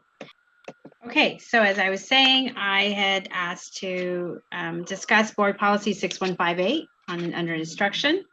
And so just for the purposes, people might not be watching, might not be familiar with that policy. The policy has to do with independent study. And our board policy currently reads that the Board of Education authorizes independent study as an optional alternative instructional strategy by which students in grades K-12 may reach curriculum objectives and fulfill graduation requirements. Independent study offers a means of individualizing the educational plan for students whose needs may be met best through study outside of the regular classroom setting. So I don't want to read all of it, but it is there under our board policies on our website. But the reason I wanted to bring this up was because I believe that we need to provide some more structure around defining who an independent study student is going forward. There was a time where independent study was very much particular to students who were athletes or were entrepreneurs, or perhaps were even actors and were traveling quite extensively or had some medical condition. And it was particular to meet the needs of those students. And I think that over the past few years, there's been questions about, well, who has access to independent study? And so of course, any student has access to independent study, but we should have, the brick and mortar student, at the brick and mortar classes, and then we should have independent study students be at the independent learning center. And I'd like to, as one board member, I'd like to see if there's, direction from the board to provide staff where we can possibly better define, who is an ILC student, who's an independent learning student versus a brick and mortar student, so that there's not a commingling of both, especially in light of our enrollment numbers at the high school that continue to drop year after year, simply having to do with demographics. So to protect the integrity of the enrollment at the high school, I think it really is important to set up structure to define, to clearly identify, a structure that provides direction for everyone, staff, parents, students, as to, here's an opportunity for you if the brick and mortar setup is not working out for you. So basically that's the essence of today's conversation. I'm glad Dustin is with us. So, we are all on the same page at the end of this discussion. So with that being said, we'll go around and Noah, we'll start with you. Did you want to go to Mr. Kashanian first? Oh, yes, please. Let's go with Mr. Kashanian, actually. Sure, thank you. So what I like to say is I completely agree with you about how many people have been kind of misunderstanding what the ILC is. I think people think that it's very similar to a regular brick and mortar school, when in reality, I don't think it is. I think that we should, in the future, make independent learning, even though students and their families do have the choice to pursue independent learning. I think it should only be for students who have other things that are their priority, like athletes or actors, like you said. I don't think that the ILC should be offered just to anybody, because the brick and mortar is just better education, and I think that's a fact. That's it. Thank you, Mr. Kashanian. Mr. Okay, well, this is the first time this is coming up with a suggestion, so I'm not sure how to handle any language addendum to this policy. I appreciate Mr. Kashanian's comments. I would have to slightly disagree. I think that there's independent learning is moving in a direction, especially because of the fire that's been started underneath it with COVID, into new places that nobody ever really considered before. And I think that we have to pay close attention, because if independent learning becomes the wave of education of the future, and we kind of dismiss it and put it aside as a very small part of our school district, we're going to lose out. We're going to lose out on people coming to our district to learn, because they're going to look at the brick and mortar model, which, by the way, and I will say this before, the brick and mortar model of schools was designed in the industrial age over 150 years ago to support creating workers for an industrial society. America was an agrarian society. We switched to an industrial society. Education switched from the little red schoolhouse to these giant quote unquote factories with the same design as a prison. So I think that society is finally catching up the idea that this brick and mortar school bell classroom divided campus is going the way of the dodo. And we have to be very flexible and figure out how education is going to change, and how the ILC or the idea of independent learning plays in that.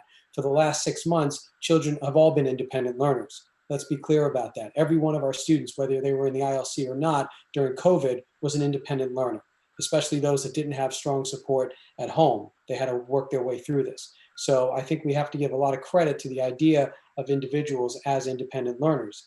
I would be willing to entertain any language brought in front as a policy change, but I think there's a broader picture here of the role that the Independent Learning Center is going to play in the future of education, not just in our district, but everywhere. Can I chip in real quick? So with what you have to say about how you think that the ILC is gonna flourish in the future, maybe I have to disagree, because I don't see how it's more advantageous than a physical classroom. You know, people who are physically talking and interacting with people around them, without a doubt, are learning better. And I don't have any specific data to back that up, but I've had friends who did independent learning with the ILC, and they finish a class within an hour. I mean, to me, that's not learning. I don't think that's how it should be done. I've had friends who literally completed an entire class within 3 hours. That's not right, in my opinion.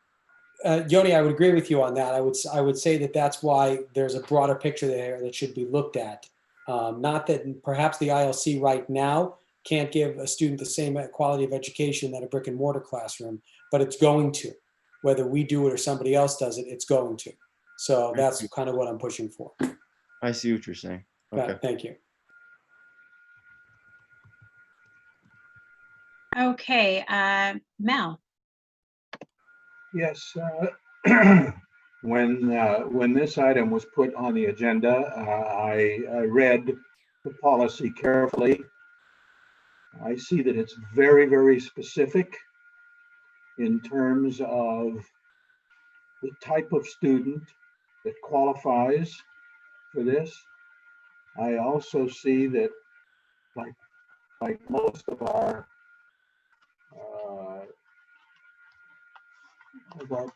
board policies,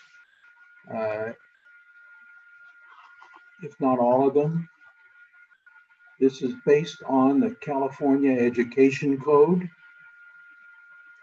It's specific, and it seems to me that if we want to entertain some alternatives for students who are qualified for brick and mortar learning, if we want to start some alternatives, come up with some alternatives for that, it shouldn't be dropped into this field. It would have to be a different field. This is very, very specific in the type of students who qualify for the independent study program, and I certainly wouldn't go along with any rewrites of it that vary from the California Education Code. Thank you. Mrs. Marcus? I'm sorry, Tristan, you're next. I think there's a couple of things that need to be said here. It's not only for students that either are struggling or are working professional actors. It's for students that are gifted and want to move ahead. It's for students that are working part-time and need to make commitments of that time in outside jobs. And it's not, to be really honest, I don't feel that it's my responsibility or the board's responsibility to decide for a family what's the best solution for their child. I think that's actually really presumptuous. I know that there are a lot of families for whom a 0 period doesn't work because they can't get their student to school that early. And what is the alternative if they can't pack that into their schedule? Well, that impacts their graduation applications, that impacts their graduation status. Why would we not give an alternative for a student who can't make a 0 period to take that class in an independent study environment on a schedule that works for them? What's the downside? It doesn't cost us anything. It's really, it kind of blows my mind that we're having this conversation. This is a time when we should be offering more options for families and for students, not trying to reduce or pigeonhole into one thing or the other. I definitely do not agree that it ought to be either brick and mortar or ILC. I think that limits the ability of our students to take the classes that they want to be taking. And in truth, we already have policy limiting the amount that they can take outside of Beverly Hills schools to 40 credits. So we're insisting that they use that instead of staying within our system and learning with teachers and these supervising teachers in the ILC that are Beverly Hills teachers. It just doesn't make sense to me why we would flip them out of that system and into something else. You've got NUVHS, you've got method schools, you've got Laurel Springs, you've got Apex independently from the Independent Learning Center, where students can take all of these classes. Why would we send them out and make our families pay $500, $600, $700 for a course when they could take it through Beverly Hills Unified School District with our teachers and get credit on their transcript? It just doesn't, what's the benefit? That actually is to the detriment of our students. So I'm going to jump in. Let me just finish my thoughts. I just had a question for Justin. We'll get through my questions and we'll get to your questions. You've got students that want to take health that maybe can't do it in the summer. It's a single semester class. So how do they balance that out if a second semester, if they've already taken their financial literacy class or there's not another class that they need to take? It ends up messing up their schedules. Why would we not allow for students of Beverly to take health on their own timeline during the regular school year if they can't fit it in their schedule or if they can't take it in summer? That doesn't make sense to me. Why would we limit the opportunities for our students to take the classes that they want, to move forward and take more challenging classes than they would otherwise be able to take? Tristan, can I say something, please, based on that? Sure. So what you're saying is that, and I completely agree, students should be able to take a class that they're not able to take, for sure. like health, like if it doesn't fit into your schedule, for sure they should be able to take it online. But when you say that students should be using the ILC to take all their classes, I don't think that's That's not what I said. No, there are, if students want to take all of their classes with ILC because it works for them, because they're actors or athletes or working part-time, then that should be on the student and the family. It's not for us to decide, but to limit. That's if they're an actor or someone that is doing something else. I'm sorry, what was your question? You're backing my point. You're saying that is for actors or athletes or people who have priorities that are not school. No, I don't think that's what I'm saying. What I'm saying is that there are kids that can take most of their classes at Beverly and still take one or even more than that through the Independent Learning Center on their own time frame and still move ahead and still get the classes taken that they need to. It's not for us to decide what works for a family, for a 0 period or not, or a summer program or not, or if your student wants to work part-time and that's their what works for them in their work-life balance. Why would we tell them they can't do that? If they can fulfill their educational requirements by accessing a curriculum that's digital and complies with all of the CDE regulations, it's all of the state standards. Their content that they're testing on for these AP classes is the same content that kids in the brick and mortar are. And I'll have to tell you, I've got students that have taken classes through Apex. Not a single person is not human to get through an entire class, an entire semester in 3 hours. It doesn't even work that way. They don't even unlock all the exams for you to do that. I've seen it done, so I don't know. Respectfully, I've got 3 students that have gone through the Apex program independently, separate from Beverly ILC, and not a single one of those classes, even health. No, but for sure, I believe that your kids are motivated and they want to learn. But what about the kids that don't really care? You know, what about the kids that'll just click through it and they take a still test? have to take the same quizzes. They still have to take the same tests. I mean, yes, I but don't. they will pass. They'll pass the class much easier than being in a class where they're engaged and actually learning. Again, I don't think that's a decision for the board to make. I think that we need to give our students options. Especially now, we need to recognize even more now the differences in learning, the differences in life choices, the differences in family dynamic and what works for some families versus others. I just don't know why we would have a conversation about limiting opportunities. What is the negative? No, I'm not saying that I'm not with changes here. I'm not saying that the ILC should be completely gone. I don't think anyone's saying that at all. I'm not saying that at all. So we need to, okay. All brick and mortar or all online. Okay, so let's go around because I think I understand what Ms. Walker-Schuman's saying, but that's not the essence of the conversation, really. It's not to say we're limiting, we are not limiting. I want to say we're not taking away the ILC, we're not limiting. And there's a little bit of history here, but we'll get into that in a little bit. Mrs. Marcus, your turn. Hang on, wait a second. I'm not finished yet, Mrs. Oh, because I saw a debate going back and forth, so we want to move the meeting forward. I understand that, but what you had said was it needs to be either brick and mortar or ILC. The definition of a student, how we define students when we start an instructional year for the purposes of securing, for taking care of the integrity of the enrollment at the high school, because we do plan on a yearly basis. And I'm not talking about COVID because COVID is unusual to the circumstances that we've been hit with this year.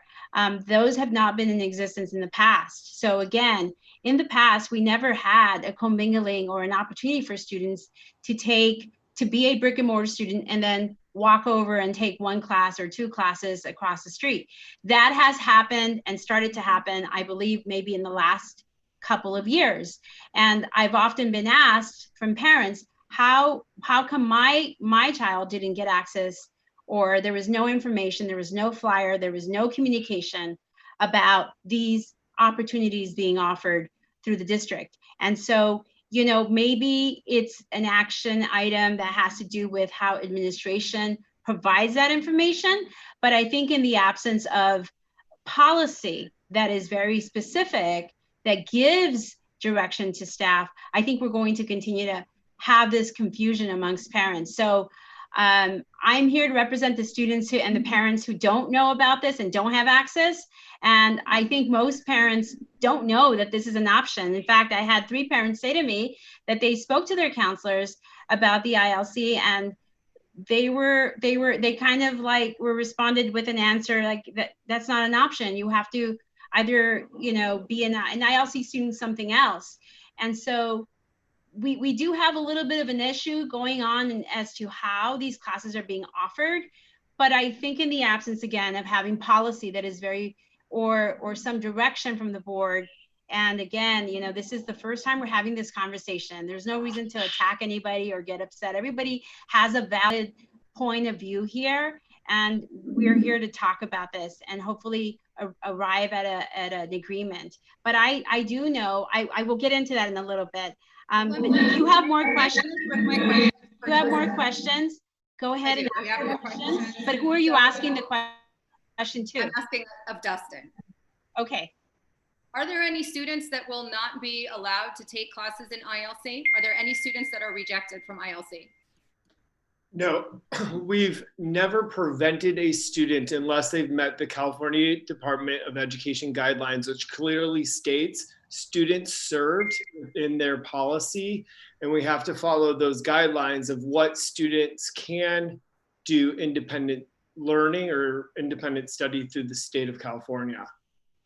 Okay, so no one's been turned away. So this sounds to me like it's an issue of marketing. It sounds to me if we actually have 3 counselors at the high school who don't know about ILC or who don't think that that's an option, I think that's maybe an issue of education. Maybe that's professional development. Maybe that's more training. I've never heard that from the counselors at the high school that I've talked to.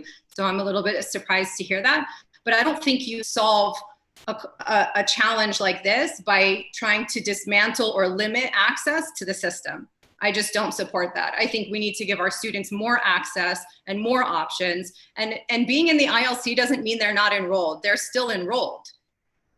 I don't really see how, I don't know how that impacts the integrity of enrollment. Okay, so for the brick and mortar, it does, obviously, because we staff accordingly based on projections of enrollment. So this could become a problem for the high school. But if this is the direction that the board wants to go with, where we're not going to really stay true to providing, you know, in essence, if we're going to move away from traditional education at the high school, then that's the conversation to have. And so I'm glad we're having this discussion. I mean, I don't favor that. I still believe that hopefully when this COVID-19 situation passes, I think most parents, as you've obviously heard, they would like to get back to a sense of being having a normal routine. And that I don't think I'm sorry, I'm still speaking, Mrs. Walker-Schuman. I understand your position. Is there any more questions for Dustin from you? I don't think that leaving the traditional education environment is the way. I didn't hear anyone say that, myself included, but I don't think we should be limiting kids' access to additional forms of education. Okay. Thank you. Anything I else? get a chance to speak now? Yes, Mrs. Marcus, I'm just want to make think sure I've Ms. been Walker. patient enough. I really feel that I waited my turn. Go ahead, Ms. I would like to say something that I've been, as a teacher. First of all, I'd like to clarify IS versus ILC. Independent study is a program that's been around for a long time. Sometimes it's now called ILC, but the IS, the Independent Study Program, was a program that was developed for child actors, aspiring athletes, and students whose schedule precluded them from being able to attend a regular class. So it was possible for them to take a class when they couldn't get it within their regular class. By and large, the problem got to be that it became a way of, shall I say, getting into the program so that they can get something out of getting classes that they didn't want to take in the regular schedule. In other words, there were students who were getting into this program and other students were not aware of it. That's the way I understand it. My feeling about this particular independent study is that we have to set the guidelines, the policies of who can be in it and when they can be in it. There should be no question that they can take the classes. I have no doubt about that. But it should not be a wholesale thing where everybody can get into it to avoid taking the classes in the brick and mortar. I agree with Mr. Kashanian, I'm sorry, that kids will get more out of the class by attending with their students, with other kids, and get the benefit of the social and emotional learning by being in a class with the kids. So I approve of that completely. But there are times when kids cannot be in that class, and they should have that option. But that option should have the guidelines and the policies to set who it can and cannot be. That's my personal opinion. Secondly, so it needs to be clearly stated what can be taken, I mean, why it can be taken. But I do not believe that we should make it for a kid to go all the way through, unless, of course, we follow the parameters. And in the policy, it says, independent study may be offered only to students who can achieve in this program as well or as better than they would in the regular classroom. That is also for a way for kids to make up grades that they didn't get, or they were behind in grades, or they were sick, or they couldn't take the class. So there's got to be guidelines. The counselors have to know the guidelines, and they have to be able to adhere to them. It should not be that some kids can get in and other kids can't. There has to be some direction. I've said my piece.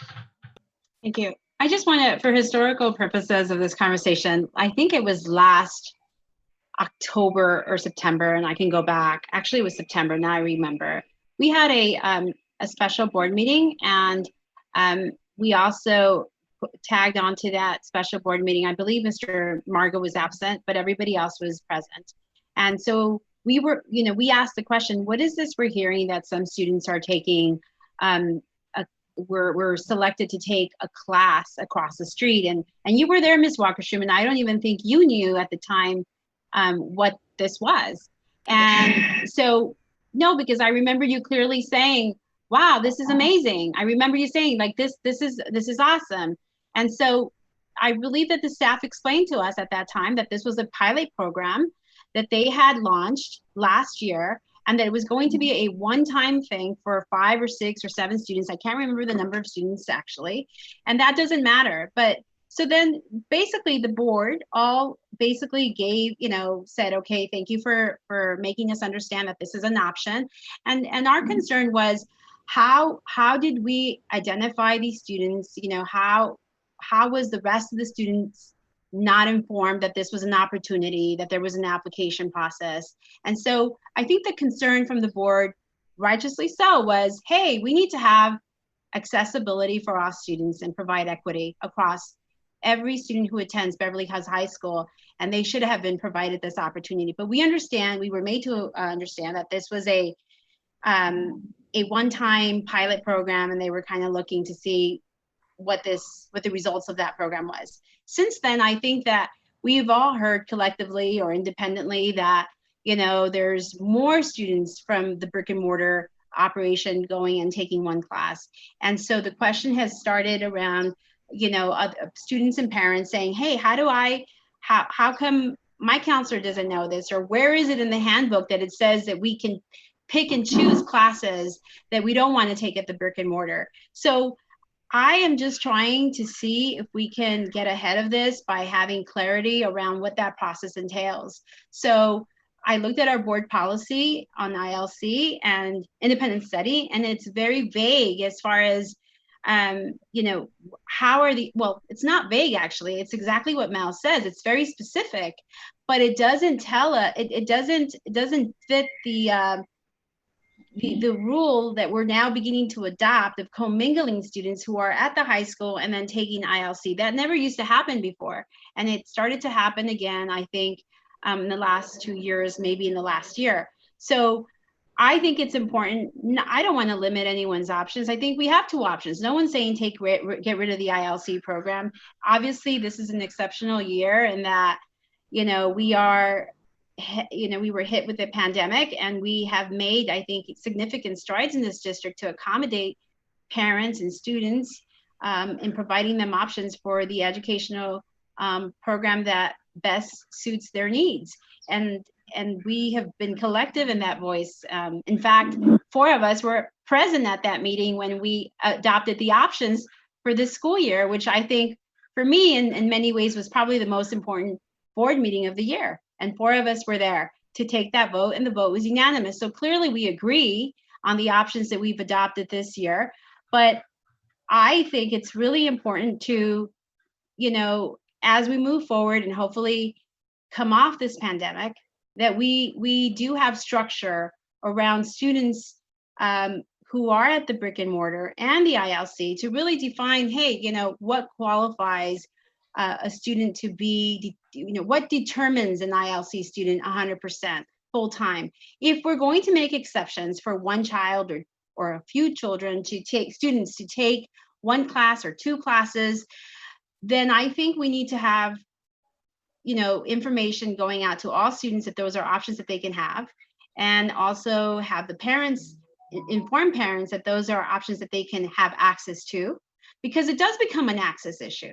And, you know, I don't want to discuss some of the conversations I've had with some particular parents in our district, but I'm concerned. And I think this is a problem because it seems to be a particular group of people who have access to staff, and that's not fair. And I'm for all options, but they have to be accessible to all students.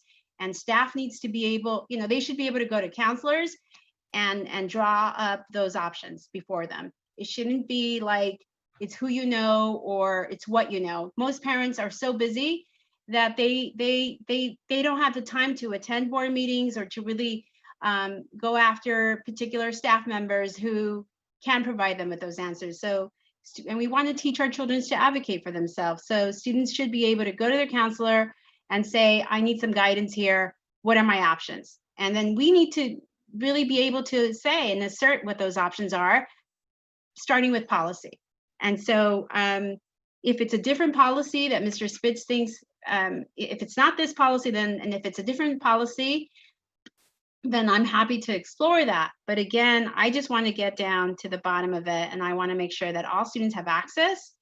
I would actually even say that I agree with Mr. Kashanyan. The brick and mortar classes is really the structure that we adopt when students come into the kindergarten level. They move up through K-5, move on to the middle school, and go on to the high school.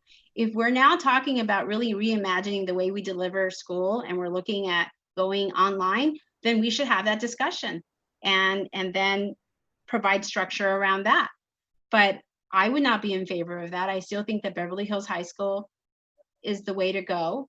If you're not a traveling student occupied with entrepreneurship opportunities, acting, or even if you're an athlete of some sort that requires you to stay most of your time outside of Beverly Hills, then I would understand why you would be a full-time ILC student.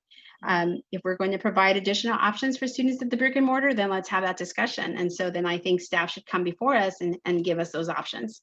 And we should have that discussion in public. Can I just jump in? I just need to clear the air, I feel. So I'm going to kind of rattle off some of the mistruths that have been stated throughout this whole conversation. And I apologize to start it that way, but this is the 5th time that we've discussed this, not only in a study session, but in open. We've brought this up on 9/17, 10/15 of 2019. We also discussed it in January 14th of 2020 and then 7/13 of 2020 as well. So we could also go back to those open sessions and study sessions and refer back to the information. The ILC was never called a pilot. We've always had 2 programs in the district prior to this administration, which was called Moreno Continuation High School and the Independent Study. 2 years ago, we brought to you for a reduction in staff between the Independent Study Program and the Moreno Continuation School by combining the 2, and all we did was call it Independent Learning Center. We rebranded it as a name. So by combining those 2 programs, so Yanni, you might have had an experience where you might have had a student that might be a Moreno Continuation High School student, which does not get or receive a Beverly Hills diploma, that does meet different graduation requirements, so that the coursework might have seemed different for those students. Those in the independent study side of the ILC do meet what Mr. Spitz had alluded to, the California Department of Education, the outlined guidelines that is identical to our board policy that we are discussing currently. Those students do provide us in the Independent Learning Center, but in the IS portion of it, they do provide us documentation from whether it be pay stubs for modeling, for acting. We currently just, the piloting season is kicking off again. We have some students that are already going to start filming in September. We also have medical documentation directly from certain programs that some of our students are participating in that requires them to report to a certain program between 8:30 and 2:30 every single day, to also practice schedules for some of our high performing athletes. So those two systems were running separate for I don't know how long in this district. Independent study was approved in the state of California in 1976. So we've been running independent study programs in the state of California since 1976. So that's also not new, especially to Beverly Hills itself. So we never talked about a pilot of those two programs.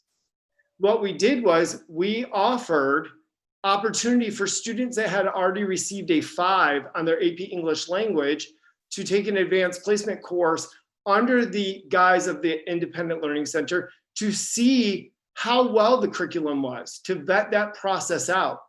And what I can share with the data and those that are watching, our Independent Learning Center students last year received 3 or higher on their advanced placement tests. So the data is there comparatively for the success of the Independent Learning Center student, cross-reference to our brick and mortar student. Our students in the ILC were receiving 3 or higher on the advanced placement test. Everything does fall under that whole ed code of the 51747, which Mr. Spitz had alluded to. And when you pull that up, you'll actually see it lists students served. So provide you with a laundry list of those students that actually can access an independent study program if we choose to have one. So by having one, we then can meet the needs of the California Department of Education through that document, which outlines not only the programs, the funding, and the students served with inside that, which reflects in our board policy. But for a hard data piece, I want us to think about this.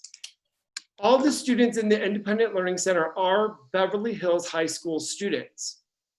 They receive a Beverly Hills High School diploma unless they are on the Moreno Continuation High School track, which then they receive a Moreno diploma. Last year, we had 36 students in total in the Independent Learning Center. Out of the 1298, that's 0.02% of what we're talking about right now at the high school, 0.02%. This year, if there wasn't a COVID-like situation, we were projected at that time with only 16 students going into the ILC for this fall. So that drops it probably down to a 0.01% of what we're actually discussing compared to brick and mortar versus the ILC. In addition, prior to any of our arrival, students have always transitioned back and forth between IS and brick and mortar for some of the performance-based courses. This is the first year that we're actually not allowing that due to the fact that of the cross-contamination and families picking one program over the other program. So just to kind of summarize it up is, I would love to refer back to previous presentations or answer any questions. I just thought it'd be easiest to be able to provide the information to you so that we're all on the same page. Thank you for that, Dustin. Dustin, but let me ask you something. When students are at either institution, whether they're at the ILC or at the high school, how do you feel that we could do a better job of, if you're going to allow students to go back and forth between both, what can you do or what can be done to provide more, I guess, information out there about if the board decides that, hey, we're okay with 40% of our students at the brick and mortar going to ILC and accessing a class or two, or just making that transition completely. Of course, I'm talking about post pandemic time, because right now we've already got our numbers for the year. Do you believe that every parent has the information, that they're equipped with information to make those decisions, to understand that this is an opportunity, an alternative that exists? So for our independent study program, it has to go through an SST, a student support team. So for those parents that might have said that our school counselors are ill-equipped to help their students transition into this program, I would off record like they to didn't go say ill-equipped, they just said that there wasn't an option, you know, that they didn't know that was an option. Well, and so that's ultimately is the school counselor is the gatekeeper to kind of providing those different pathways to our students. So they have to go through a student support team, which is a meeting with school counselors, assistant principal, sometimes the principal, school psychologists, case managers, to deem the best possible placement for that student. So an example is if I am a working student and I go to my school counselor and state, listen, I'm going to be, actually, we had a student that spent the whole month in Italy in October because she or he was doing the fashion week before COVID hit. And when I saw the pay stub, I was really disheartened by how much that person made during that small window of time. But they had to provide that pay stub, but they went to the school counselor, had that conversation. The school counselor reached out directly to me to make sure that we could provide the documentation if we were ever audited by the California Department of Education. And we did have that documentation.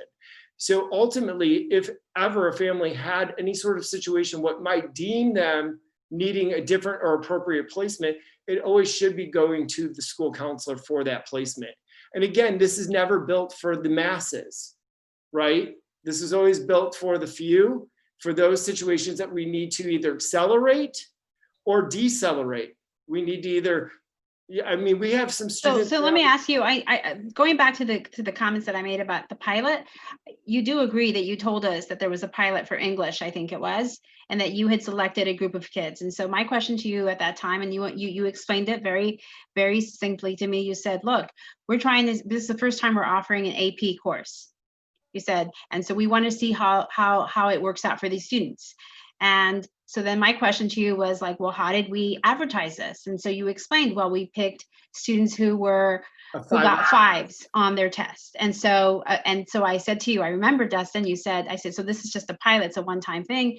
And you said, yes. And if we take it to the next level, we'll keep you guys informed. Well, since that conversation, and I know that it's come back in different forms, as you just said, you know, one conversation was about staffing at the ILC, which is a separate issue altogether, because that was a different need that the district was pinpointing as far as staffing. But going back to the students and the classes, AP or not, we all compete. Every parent here competes with every student.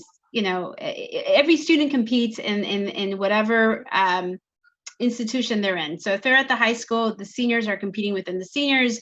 And, at the end of the year, they're all going to hopefully apply for college, and there's going to be, a transcript.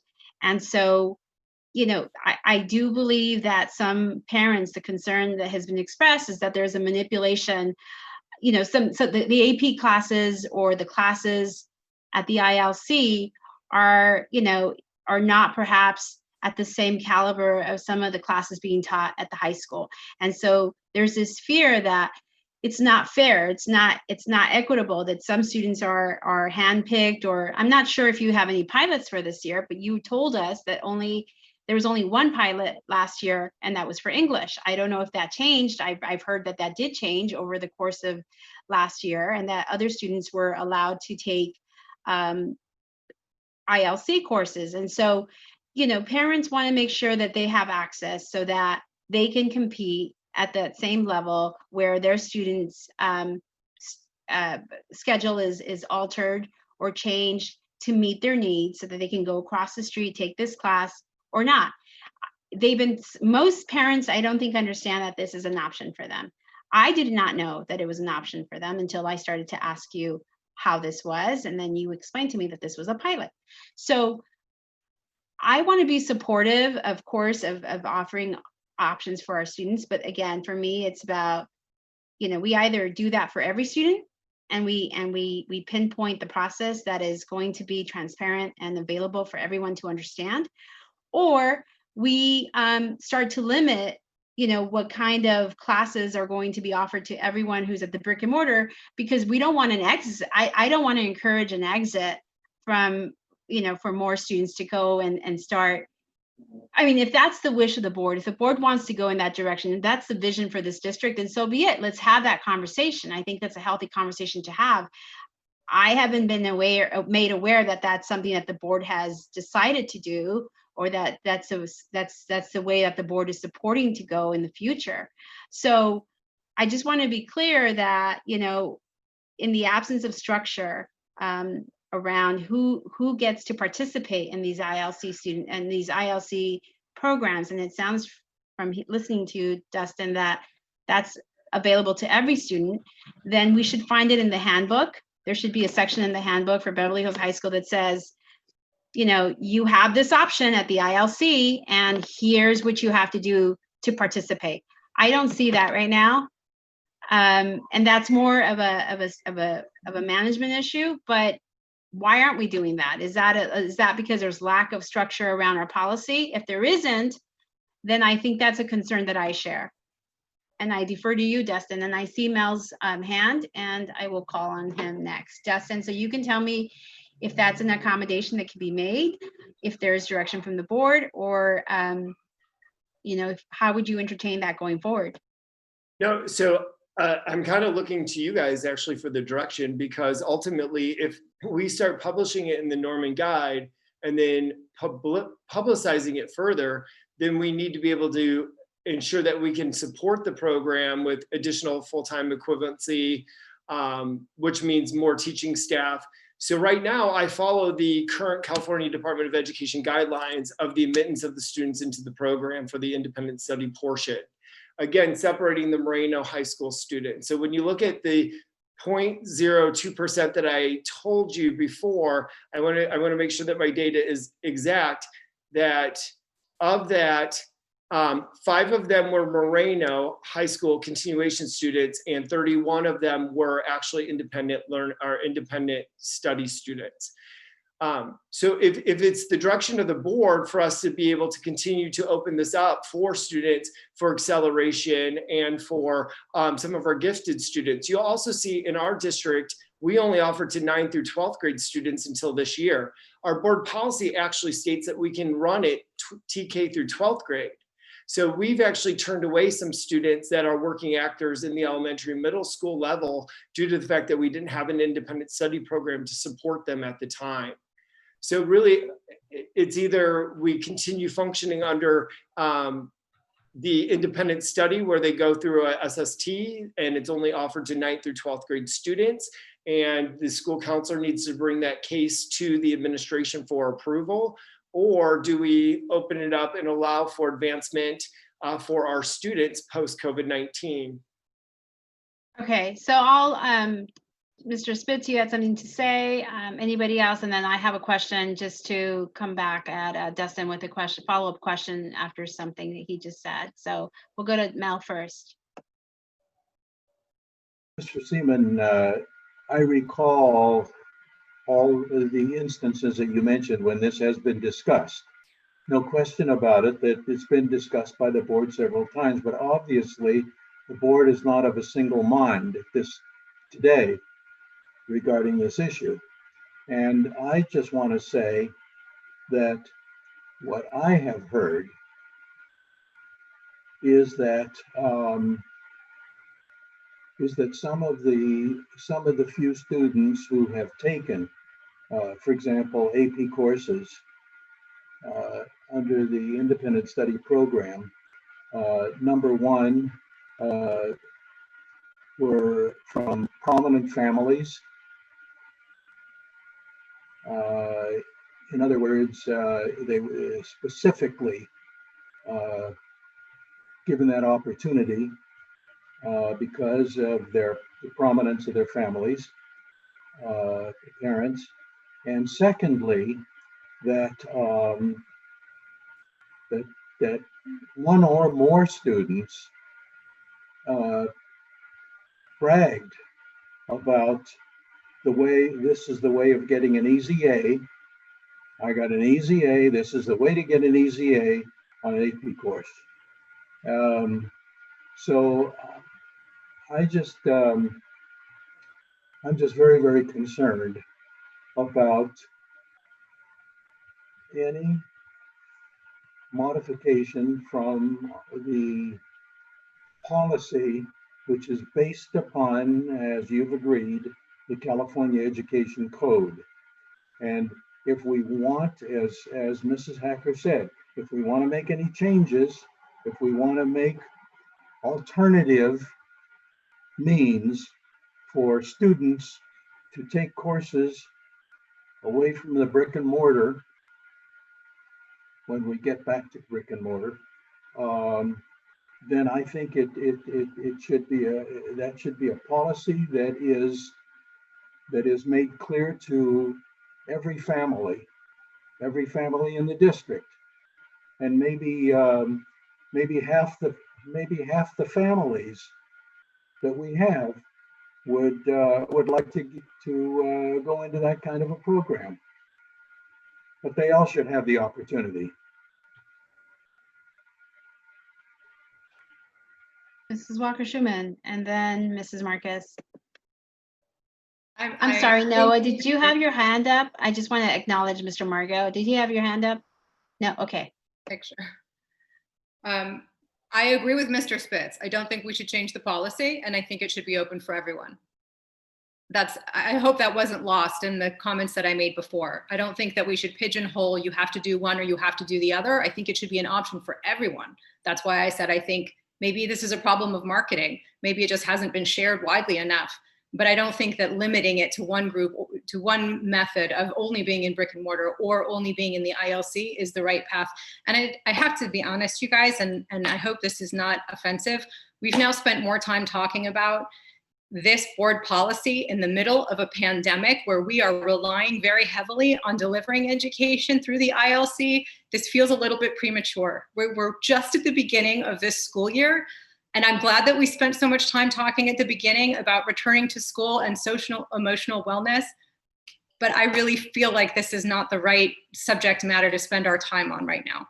Right. So, you know, this is the only venue we have as a board to collectively act as board members. And so I'm sorry, but, you know, if I'm sorry that it's belaboring, the discussion is taking long, but it's an important issue. I think a lot of parents, you know, should have the information so that they're informed and that they are making informed decisions for their child's education. And we are the ones behind what we offer in this district. So with all due respect, I think the discussion is really important. Ms. Marcus.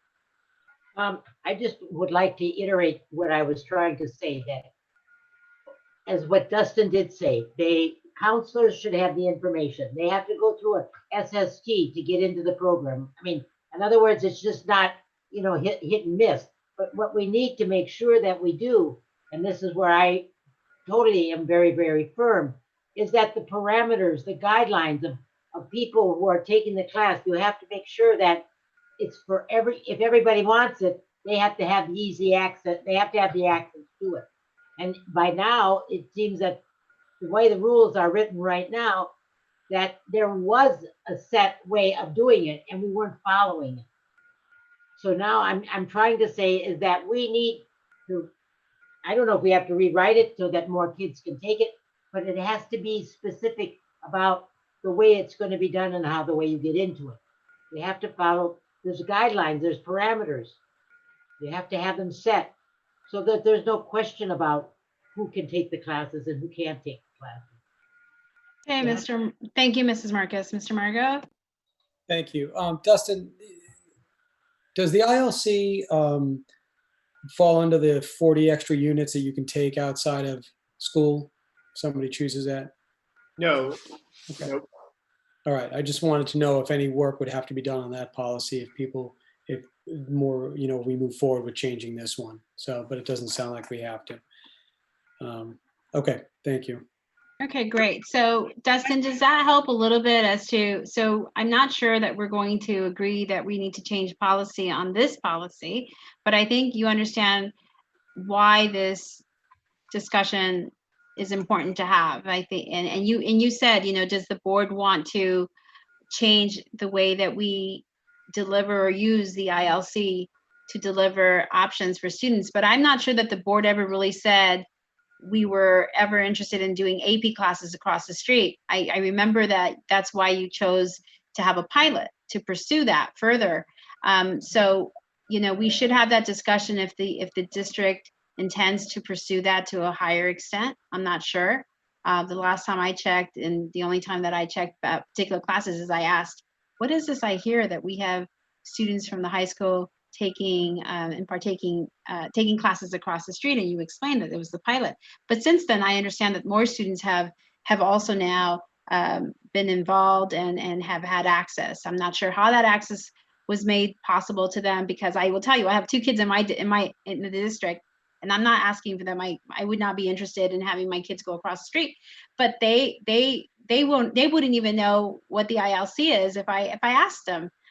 Now I only have one at the high school, I should say that, because it's never come up as an option for them, you know, as a virtue of going through the high school. So I would say that many parents are probably in the same situation I am. So again, if it's an issue of, I think you need to come back to the board. I would recommend I think we should know what we're offering at the ILC. And so if we're going to be offering a world of classes that are similar to what we have at the high school, again, post-pandemic, then we ought to have that conversation, just so that we're transparent about it, and that everyone who's a student, who's a parent, knows that these are opportunities that they can access.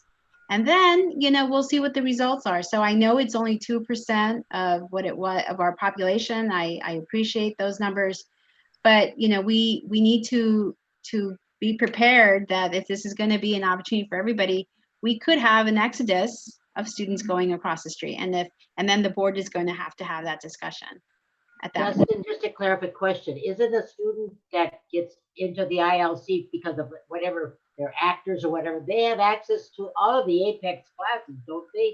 I mean, so it's they have access to the whole gamut of Apex classes under that condition, right?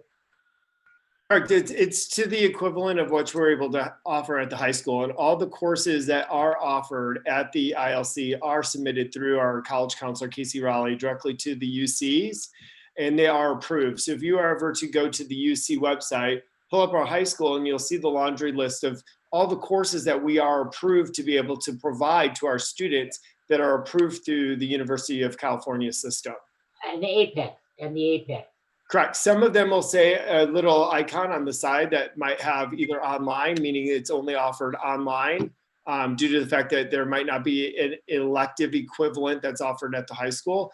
But all the advanced placements, all the regular honors, English 9, all those are the same. We just utilize the Apex as the curriculum, and we still have instructors over there that are content specific. So did we always offer, so would you say that last year was the first time that we offered Apex, or not Apex, we offered regular students an opportunity to go across the street and just pluck 1 or 2 courses? No, last year was not the first year. Okay, So when was the first year that we started that practice? And do it the opposite direction. And so where it's being misconstrued is that saying, oh, there's a mass exodus from one way coming to the other, or the other way to the other. Typically, when a student might qualify for an independent study program, in the past, prior to even us being here, there's always been students that have audited courses where they would be an independent study, and then when they were here, they were sitting in things like an art class or culinary arts class or a robotics program or any of the performance-based courses. And so that's happened well before meaning this administration has been here. Great, thank you. I think what's hard about this particular policy is that it has been around forever. Every district has an independent program, study program. It's that there are a lot of unique circumstances, which is why I think we're making a lot of assumptions about our counselors, about what what they know, what they don't know, or what they said or what they didn't say. But I think that there is a process in place. So it may be just that it's refining this process, because I know that there are a number of students where it's hard to do something with this policy when there are a lot of different circumstances that could be that could be determined where a student would be more successful in a class. It's kind of like, taking credits outside the high school. Somebody could look at that and say, well, a lot of people take advantage of that. And they do. A lot of people take advantage of that. And that's, we offer that, through an independent study as well. It's just looked at differently in this conversation. So I think that like anything, I think if we're to tighten up a policy, and this is the place to have it, just where that is where we need that help from you. We need, like, where, we've looked at this policy, where does this need to be tightened up? I think we need to get some staff feedback on that. I mean, where are the places where you feel like there's, a conflict? And to be honest, I mean, I think the biggest challenge is letting everyone know that this exists and is an opportunity for families and students. I think that's, like I said, more of a marketing issue. Nobody's been turned away, right? Dustin said nobody has been turned away from this program that's asked for it. If it's that the counselors don't realize this should be one of the mainstream options, then maybe that's the place where we start the conversation. But I think that staff should bring back to us recommendations if they think this policy isn't sufficient for delivering for all of the students. I mean, that's what we talk about with equity and equality and equal access, right? Is making sure that everyone knows. So let's make sure everyone knows.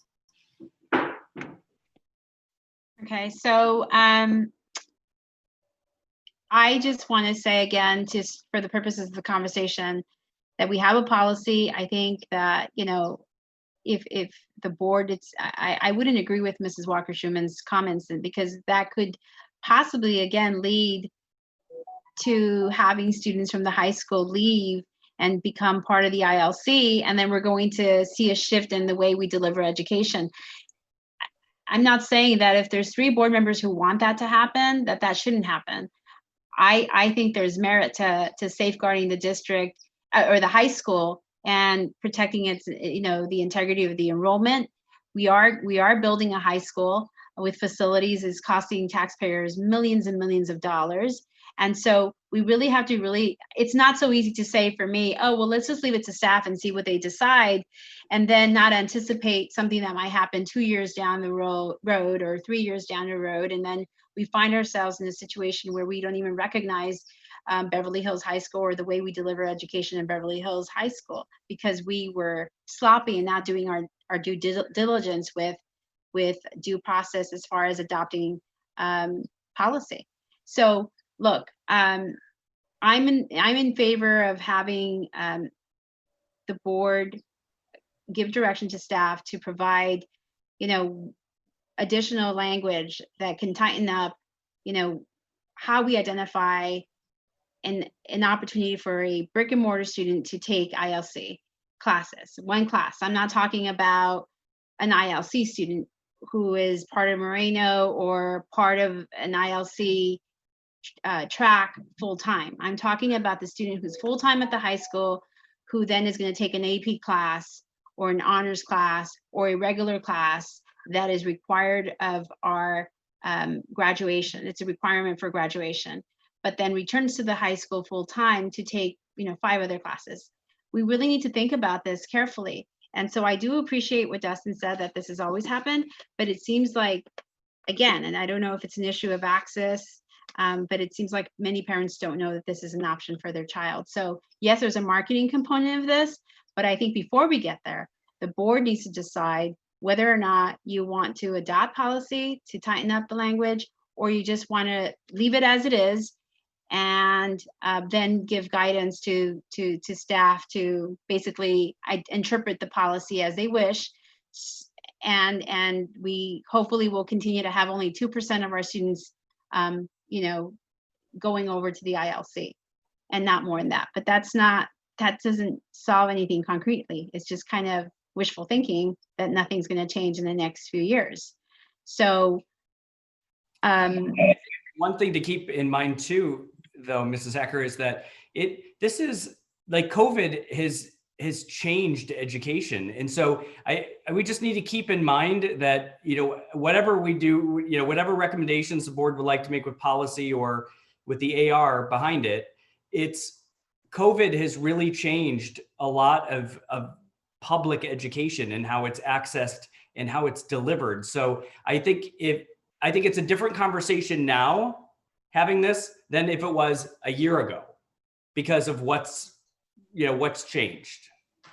And in all honesty, if we're talking about being responsive to the changes in education, even in a COVID era, and however long it takes for us to get out of that, if there is a big migration of parents that want their kids taking classes at ILC, don't you think that we would be, in a sense, saying to them, what you want doesn't matter by limiting it further than it is now? If parents want that, they should have the opportunity for that. No, I absolutely agree. I'm not disagreeing. I'm saying that trying to create more obstacles. What we should be doing is sharing the information and allowing people to participate where, meet them where they are. If more people want in, okay, let's talk about letting more people in. But we're not going to be able to be responsive by limiting the amount of participants or the ways that families can opt into this. I just want to say that I said this at the beginning. This is a much larger picture. There are hints of this all throughout the conversation than the actual ILC. The ILC will become a small part of a larger equation, I believe, that when education changes, and Dr. Breggy, you just referred to it, post-COVID, it's going to be different. I don't think we're all going back to the same thing. I think this whole thing shook the entire education system in this country, and we have to react to that. We can't just turn a blind eye and say, nope, things go back to normal. Listen, if things were back to normal, we would be the #1 school in the district. I mean, in the country. We're not. We're working towards that. We're trying to be better. We're trying to be great. Going back to the way we were doing things is not going to get us the results we want.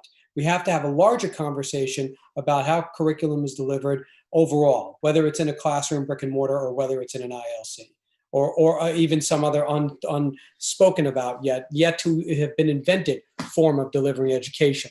So. Okay, so enough with the conversation, Dr. Breggy or Dustin. So I don't think that there's consensus from the board other than we should just make this equitable and accessible to every parent and student for their knowledge to know that this is something that they can jump on and they can commingle. They can take 4 classes at the high school and they can take 2 classes. I just want to reiterate that that's what I'm hearing from the board post-pandemic. And of course, I started with the conversation about this situation being post-pandemic. This is the way I'm looking at it, just because I know last year when this was all happening, we weren't in COVID-19. So this is an unusual time right now to have this conversation because I know that things have changed. But this was a result of what happened when we were in school and not during this pandemic. So am I hearing the board correctly that you all don't want to make any changes to the policy and you don't want to tighten it up for language, and that you're okay with students going to the high school and then commingling at the ILC, and that, what is the other? And then we want to make sure that we share the information across all floors to make sure that everyone understands that this is an option. Is that what the board consensus is? Mrs. Martinez? No. Nope. Okay, so let's go around just to make sure. I want to see if we can get to a place where we provide direction to staff, and if there is no direction, that's fine too. So we'll start with Mr. Margot. Thank you, Mrs. Hacker. I'm not prepared to give any direction tonight about this, only because I don't know what the impacts would be to staffing and the budget if we were to open something to everybody. Right now, there's a limitation in who. Well, this wouldn't be for now. I just said this would be right post. No, I understand that. I'm not saying for now. I'm saying even post. I don't know what the impacts would be. I would want to study the impacts of what is being proposed before I would even give direction to look into changing language. All right, thank you, Mr. Spitz. Well, I don't think we need any change in policy.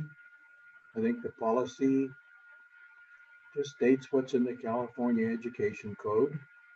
But if we want to open it up to students who are not identified in that policy, and if we want to do a better job of communicating it, then what we should do, I think, is open it up to all students and make it that this is the way that if you want to take a course and get an easy A, this is the way to do it.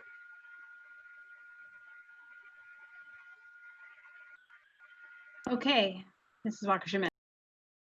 I really wish that we would stop talking about an easy A, because I really don't think that that's the way that these classes work. I literally have 3 kids who have taken classes on Apex, and they're the same that are offered through the ILC, and none of them were easy. So I really think it's such a, it carries such negative connotations. Even health class requires consistent effort and studying. I think it's such a nasty way to talk about a program, an educational program. I'm almost at a loss for words. I don't think that we need to change the board policy. I think whoever wants to access it should be able to access it. And again, I don't think this is for right now. I think right now we have our hands full with dealing with education in the age of COVID. I think that if we're going to revisit it, we need more information. We should probably do a survey to see how many parents would want to opt into something like that, so we can then take a look at staffing. But I think it's just premature to give direction on anything at this juncture. Okay, I agree with that. Mrs. Marcus? I personally feel that we have a policy in place. If we're going to adhere to that policy at this time, then that's what we should do.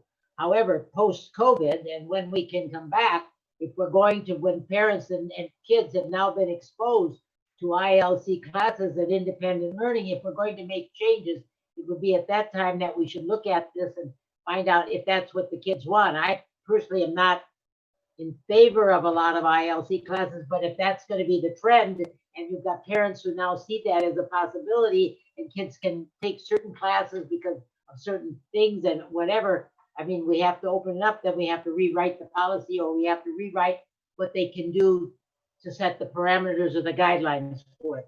Right now, I don't see any reason. I mean, it's specific right now the way it is, but I don't know what's going to happen after the kids can come back to school, and many of them have been exposed to an ILC program. It could change dramatically the way they would like to go to school. Okay, thank you for that discussion. I think that this is helpful to just have so that we are clear where our positions are. I again think that it would be missed. We would really miss the opportunity not to take advantage after today to have staff really explain to parents and students again that this is an option that they have as an alternative for their child and that they can decide to take. You know, I don't think that parents right now understand that. It's not part of the freshman orientation. It's not part of our handbook. So, you know, if we're going to not do anything about it, which, you know, I respect, I think then we should totally, as Mr. Spitz has said, and I think everyone has said, let's offer it to everybody and make it very, very available and see where that goes. Because I don't think it's fair that some students don't know that this is an opportunity that exists and that they can access, and that there is opportunity to commingle, that they can take half of their classes at the high school and then go across the street. Of course, I'm talking about post COVID-19, because we know that we've already made arrangements for this year and that parents have already secured, you know, or identified one way or the other for their child. So with that said, you know, I think enough with the conversation. Dr. Breggy, are you, do you have some direction as to where this is, what your staff should do next as far as informing parents? Was this helpful? Well, I mean, I think we've done a really good job of informing parents about, you know, this option now. You know, we have a whole website that's dedicated to the ILC. So, you know, I think that, you know, what I take away from it as well as some of the internal practices with our counselors and with the high school administration. And I think, that's a place where I would like to see and make sure that there's some consistency, that there are conversations that are happening there, just even a basic understanding of how the process works. What does the SST look like? How is that done in a similar way? Those things are in place, but I think that's one place where I would like to get some more information and check in with my team, the high school team, just to see how that works. But as you mentioned, for this year, this has been offered, and so and the commitment is either a half a year or a year. I mean, this next year, the school year that's about to start, right? Which is yes. Okay, thank you. All right. Thank you. Any other questions or comments? Okay, we're going to move on to the next policy, which was not on our agenda, but we made a motion at the beginning of our meeting to discuss, and that is board policy 6117. Is that correct, Dr. Brecken? So just a clarification. So, and I apologize. It's actually 5111, 511. not 5117. Sorry about that. That's okay. Yeah, I think it was recorded incorrectly, right? In one of the transcripts, I think. Yes. So that we'll just have to make that correction. Change this. So we can make that reference in the minutes. Okay. Yeah. Thank you. Okay, so is Mrs. Chisholm going to lead the discussion? Is she here with us? She Yes, is. there she is. There she is. Hi. Kick this off, and then Ms. Chisholm can jump in with some examples. So this, just to frame this for everybody, that this all centers around residency, and I think that we do an exceptional job in the district ensuring that the people that are going to school here are people that live in Beverly Hills, and I think that we work very hard to uphold this policy. And I think what's happened just over some time that I'm just learning about now as school is about to start is that we do have some impact from COVID-19 that is impacting some of our families. And there is a variety of options. I don't know them all. I'll let Ms. Chisholm give you just a couple of examples. But the impact of this pandemic has placed our current families, and I want to stress that these are not people that are trying to get into our school district, which, as we do have people that do try to get into our school district that don't live here, but people that are current students and have been current students, that families are being impacted by COVID-19, that are then putting them in a position where they might not be living in their home for a variety of reasons, health reasons. And so they're no longer in their home, and they own their home in Beverly Hills, but they don't fit the policy anymore. And so the discussion, and I'll let Ms. Chisholm give you some more examples, because I think you'd be surprised at some of the things that we're hearing, is not necessarily I wouldn't recommend a policy change, but really some direction for the administration to be able to make some exceptions for our current families that can show us that they've been impacted by COVID-19 in a way that has now affected their residency. And I'll let Ms. Chisholm just give a few examples if she would. Thanks, Dr. Breggy. Good evening, board. So some of the things that we're facing are we have families who have traveled outside of the country, and due to restrictions by COVID-19, they're unable to come back into the country, and school is starting. We have families who, and these are all families who have maintained residences in Beverly Hills that we're talking about. We have families who, for health reasons or just due to fear of COVID-19, have gone other places to live for a while until possibly the infection rate of COVID-19 in the Los Angeles area goes down.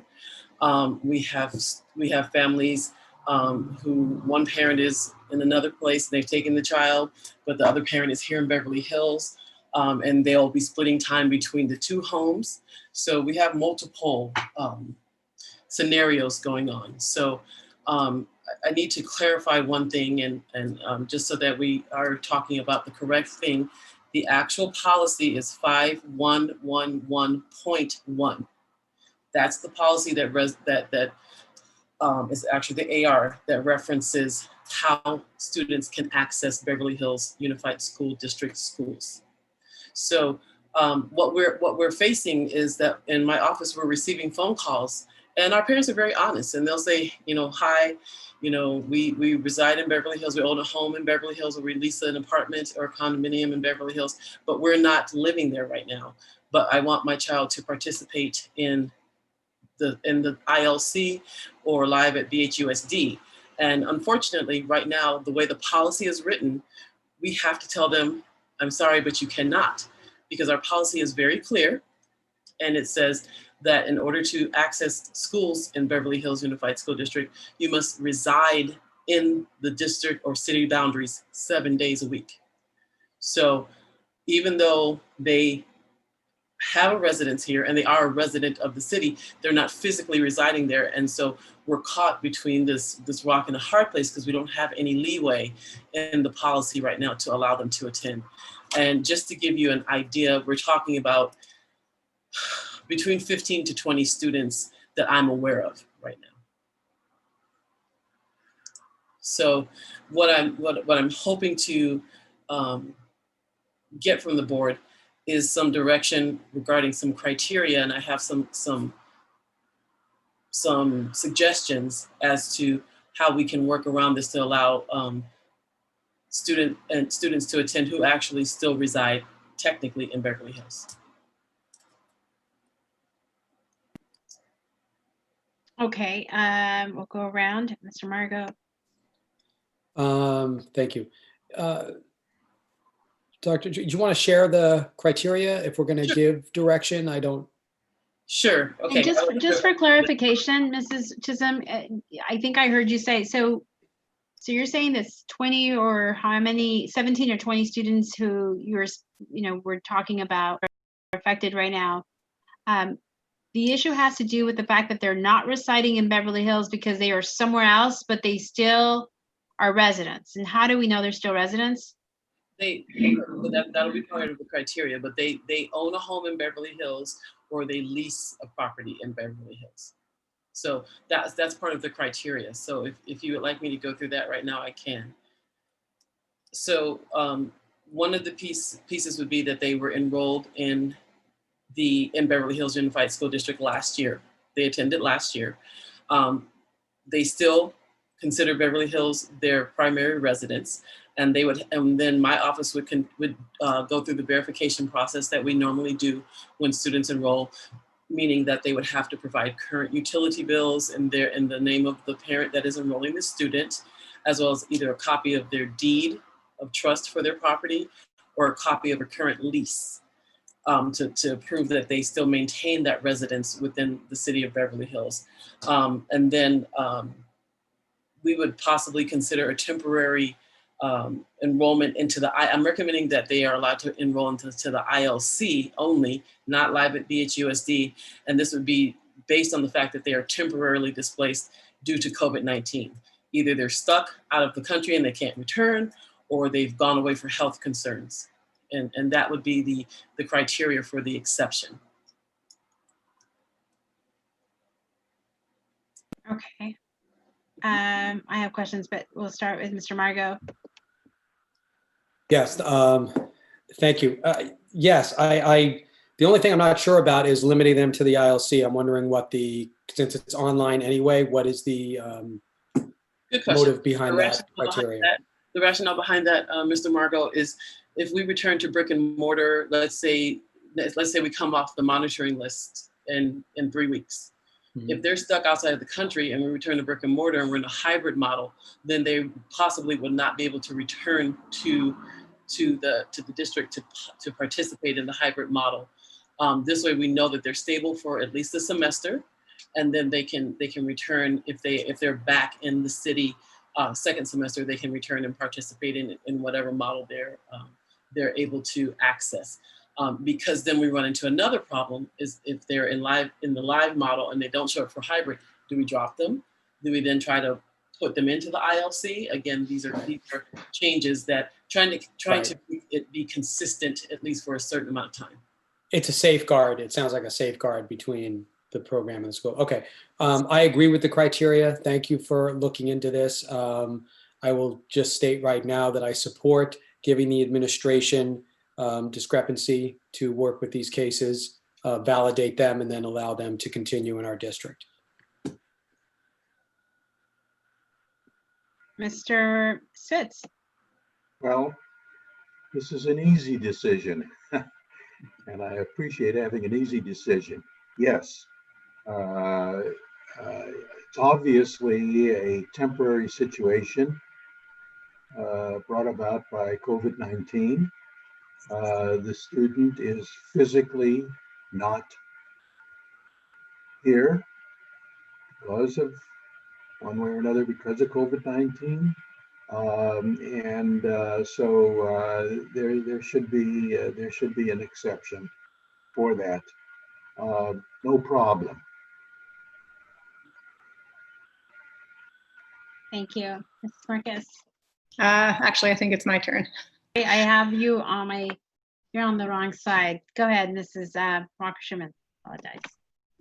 So yes, I think this is fine. I just think it's really important, the verbiage. I think we need to make sure that the lawyers take a couple passes at this. I want to make sure that we're not left exposed, that if a family just decides that they want to, say that they were going to move into Beverly Hills, that gives them access that they wouldn't have otherwise had. But I think for families who are already existing here, that have all of the documentation that you articulated, I think that that's a fine idea for the short term. Yeah, the families who are enrolling now would not be eligible. They have to have attended Beverly Hills Unified last year, and they have to already have a residence established in Beverly Hills. So it wouldn't be for newly enrolling families. And the question that I had, but I think you just answered it, was what when we go back in person, let's say a couple months from now, if they're still in another country or another state or whatever, and they don't come back, then what's the solution? But you're saying that it would only be for ILC, that yes. Students that are not either, have gone with one parent or are living, have traveled to another country and can't come back or whatever, that they wouldn't have the option of taking live at BHUSD right now. No, okay. Because there's a concern about then transitioning back into the hybrid model, then they are being marked as a no-show, and then we're having to drop students, or then we're trying to shuffle them from live to ILC. We're trying to provide consistency and stability. So, and then again, this is only related until this is only available and accessible during the time that we are in the pandemic, and that there is significant COVID-19 risk of exposure, and that's why our families are moving around. Yeah, once we've moved out of that, then this loophole will be removed, and we're back to AR 511.1. Right, got it. Thank you so much. Sounds good. Mrs. Marcus. Well, first of all, this is an easy a no-brainer as far as I'm concerned. However, I do have one concern. You talked about approximately 17 kids, but 17 kids could be just so many families. How many families are we actually talking about in terms of, like, if the family has 3 or 4 kids, then we're talking about, families per se. So I think that I was wondering how that, if you have any idea about that. Yeah. I checked today. I worked with my staff to go back through all the phone calls that we've received and looked at the students, and it's 15 to 20 students right now. That doesn't mean we won't receive more phone calls. No, I'm just referring to those 15 students. Could be some siblings that are part of the whole thing. So you're talking maybe about a family also. Are we talking about individual families, 15 to 17? No, a couple off the top of my head, Mrs. Marcus, I know a couple of families had a couple of students. One family had 2, one family had 3, and then the rest were individual students, to my memory. No, I have no problem with this. I mean, as long as they continue, if they are apartment dwellers, they continue to pay for the apartment that they, I mean, a home is one thing, but Right. if they have an apartment, they need to continue to pay for the apartment. In other words, because that proves that they're residents during the time that they'll be on the ILC. And we will do that verification like as we do currently, and we will continue to do that. We'll probably do it at the beginning and then again in the middle, and then for again at second semester, just to ensure. Feel badly for these people that are caught in this terrible web. Absolutely. And I don't think we should punish them by taking away their school privilege. So I agree, but we will go out and check. Phil Winker and I have actually gone out and gone to residences and knocked on doors. We don't mind. Okay, so my question is, so I appreciate you bringing these solutions to us, Mrs. Chisholm. My question is, so when we say this is temporary COVID, so would you be coming back to the board every semester and saying we're going to extend this or end this, or is it going to be indefinite until COVID-19 goes away? How do you envision that? I would recommend. What did you say it was temporary? Right. What is temporary? I do very clear. I recommend that we review it at least every 6 months, because we don't know what's going to happen in between there. So semester to semester, I wouldn't want to displace students without a natural break, but it would make sense that if something has changed for a family, if we have a break, let's say for winter break, if we need to notify a family of a change in status, that would give them a chance to then make arrangements and enroll in another district. So, but I wouldn't want to disrupt a student's educational program in the middle of the school year. So every semester at the beginning of every semester. And along those lines, these students right now, these 22 or 17, these are students who are already captured in our enrollment right now? Yes. Or would these be additional students coming into our enrollment? They're part of our enrollment right now? They are not captured, or they would be new ones, because they're not enrolled, because we've been telling them no. I see. So have you verified? So we're certain that they are residents. You have verified that? We asked for all the documentation. We've gotten, I mean, I don't want to go into too many specifics, but things like, homes being owned by businesses, we make them give us copies of the business, articles of incorporation and things like that to prove. I check deeds. I have access to the MLS and the assessor's office. I check it and cross-reference it. So yes, we have done the due diligence to make sure. Yeah, because the reason I ask is because the need, I obviously understand, is there, but I want to make sure that we have controls, right? So that we understand that there's a mutual agreement as to why this opportunity is being granted, or it's not even an opportunity. I think it's just we're extending our policy to make sure that, as you said, students who are caught up in a different time zone can be part of our learning here that takes place at BHUSD. That would be a good thing. That one thing you brought up, Mrs. Hacker, they would be responsible for participating and fulfilling all the requirements of the ILC. If they're in a different time zone and the morning check-in is early where they are, they have to fulfill that. So that will be part of the conversation as well. Well, I think that's an easy one for me as well. So you have direction, I think, from the board, and you're going to come back at the next board meeting and tell us what you've adopted, or how do you want to handle this? I think it should be a resolution that the board adopts. I'm not recommending that we change board policy or AR, because again, we still need that for our regular operating procedures. But I would recommend that it be a resolution, and I can work with Dr. Breggy and Pam to get that together for the next meeting with the criteria that we discussed. Great, perfect, thank you. We are going, that's it. Anybody else before we leave this subject?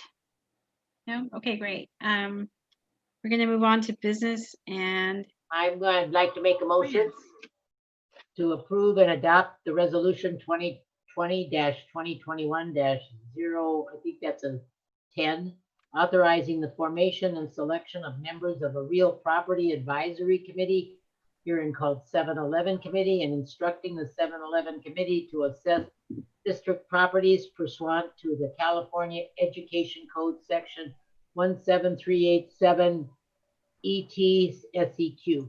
I'll second that. okay, any discussion? I just wanted to say thank you, Mr. Roach. This has been, we have asked for this for years. I kid you not, years. I know Mel and Isabel know that we have been asking for a 7-Eleven committee to address these surplus property issues, and it's finally happened. I did not go back in the record and see when we first started asking, but I could tell you it has to be around 3+ years ago. I think it was So- 2017. There you go. Same page. Thank you very much. So thank you for getting this going. I would just like, if somebody else wants to say something first, who is ever next in line?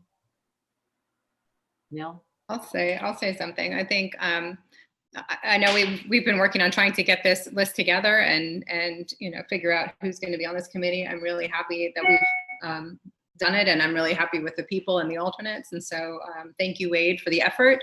And again, thank you to our community members for stepping forward for a really important role in evaluating all the different properties and how they could or should be repurposed.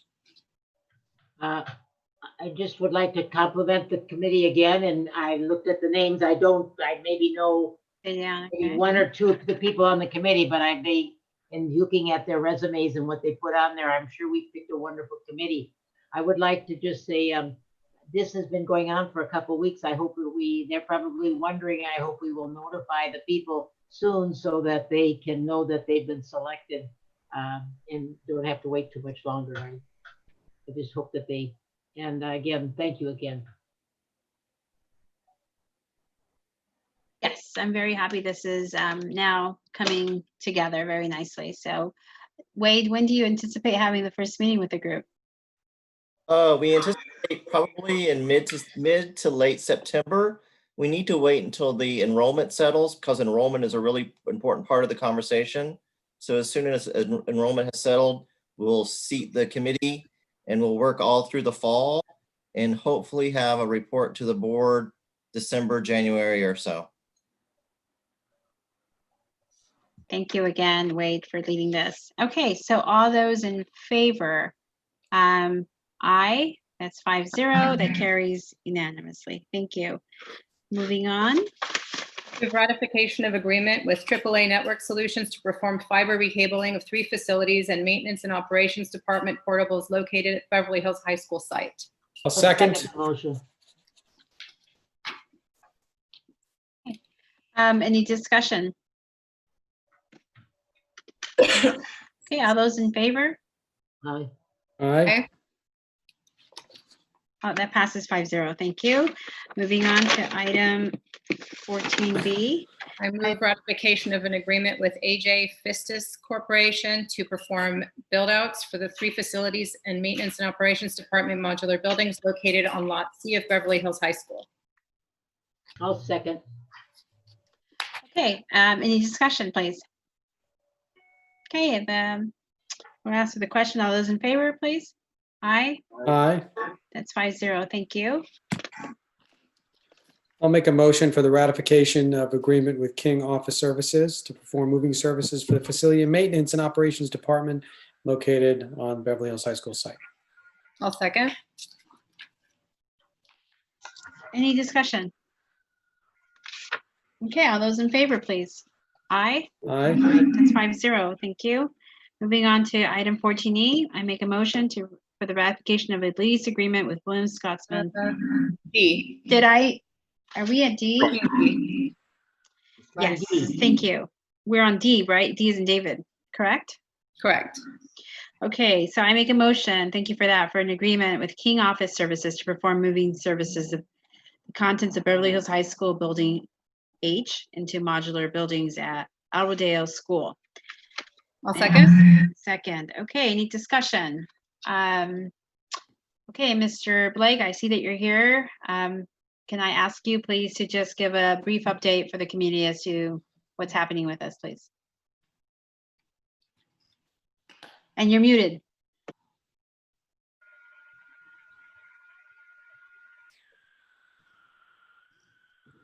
Found it. I'm sorry, which one was this line item? D, 14D, it's the agreement with King Office Services to perform moving services of the contents at the Beverly Hills High School Building H into modular buildings at Rodale. This is part of the acceleration of preparing an alternate site for an oil well capping program. And so this particular item would be part of a reimbursement from MTA. Thank you, Mr. Blake. Okay, any further discussion or comments? Okay, all those in favor, please say aye and raise your hand. Aye. Thank you, that passes 5-0. Moving on to, now it's 14E. I will make a motion for the ratification of lease agreement with William Scotsman to provide a modular restroom building for facilities and maintenance and operations departments, the new location on Beverly Hills High School site. I'll second. Second, okay, thank you, Mrs. Walker-Schuman. Any discussion? All those in favor, please say aye. Moving Aye. Thank you. 5-0. 14F. I'll make a motion. For the ratification of an agreement with AAA Solutions for installation of a single mode fiber from district office to Beverly Hills High School. I'll second. Okay, thank you. Any discussion, please? Board members, no? Okay, all those in favor, aye, please raise your hand. Aye. 5-0. Thank you so much. Moving on to 14H, and my last name is Hacker, so I'll move the motion to approve professional service have to do agreement G. with. You have Did to I do skip G. G? Okay, so You Mr. can do G Marco, also. No, you can do G. Let's do both. Can we do both together? Okay, let's see, Mr. Margot, you have a G in your name, so you go ahead and make G. Kids at home, are you paying attention? This is learning going on here. I'll make a motion for the ratification of an agreement with Pbis Corporation for trenching work and approval of change order number 1 at Beverly Hills High School. I'll second.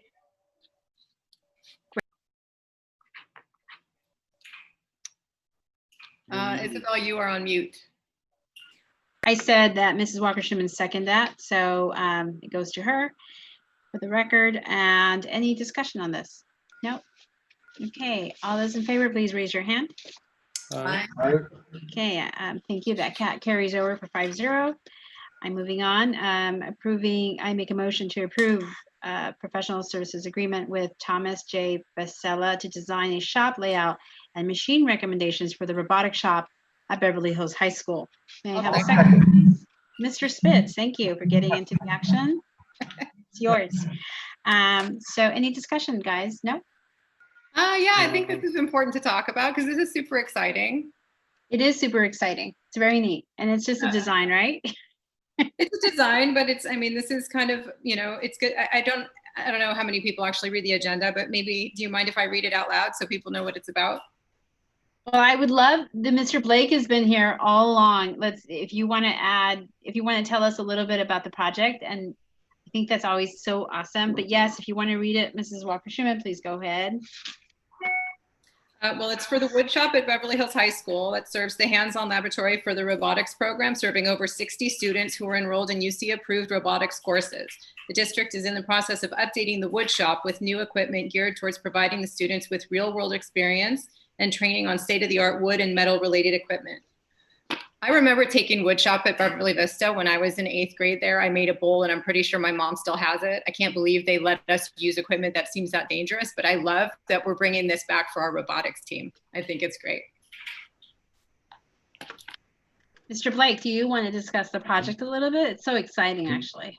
I think it's great. I think we have an opportunity. We've been planning this for a while to upgrade, well, to modernize and to upgrade and to improve layout and functionality for the learning and the instructional program in that space. I think when we're done, it will be something that will be surprising how modernized and how efficient that the two spaces are going to be. Great, thank you so much. Any further discussion? I see. No, I can't see anyone's hand. Sorry, I don't see anything anymore. I would like to ask a question. Okay, Noah, you're first. Go ahead. Thank you, Mrs. Marcus. Just out of curiosity, I noticed that this is being funded out of BH. Is that correct? We'll leave curiosity out of this, Mr. Margo. It is supposed to be, yes, yes. Yes, it is. That is correct, Mr. Margo, as we discussed in our facilities subcommittee. So can I ask Mr. Roach, is that allowed? Because I'm trying to figure out, this will be work that's actually done in building A, correct? That is correct. So I'm just wondering what the justification, I'm very for it. I'm just wondering, are we okay with oversight with the work? Because I'm sure the design and the work will be out of the same fund. Yes.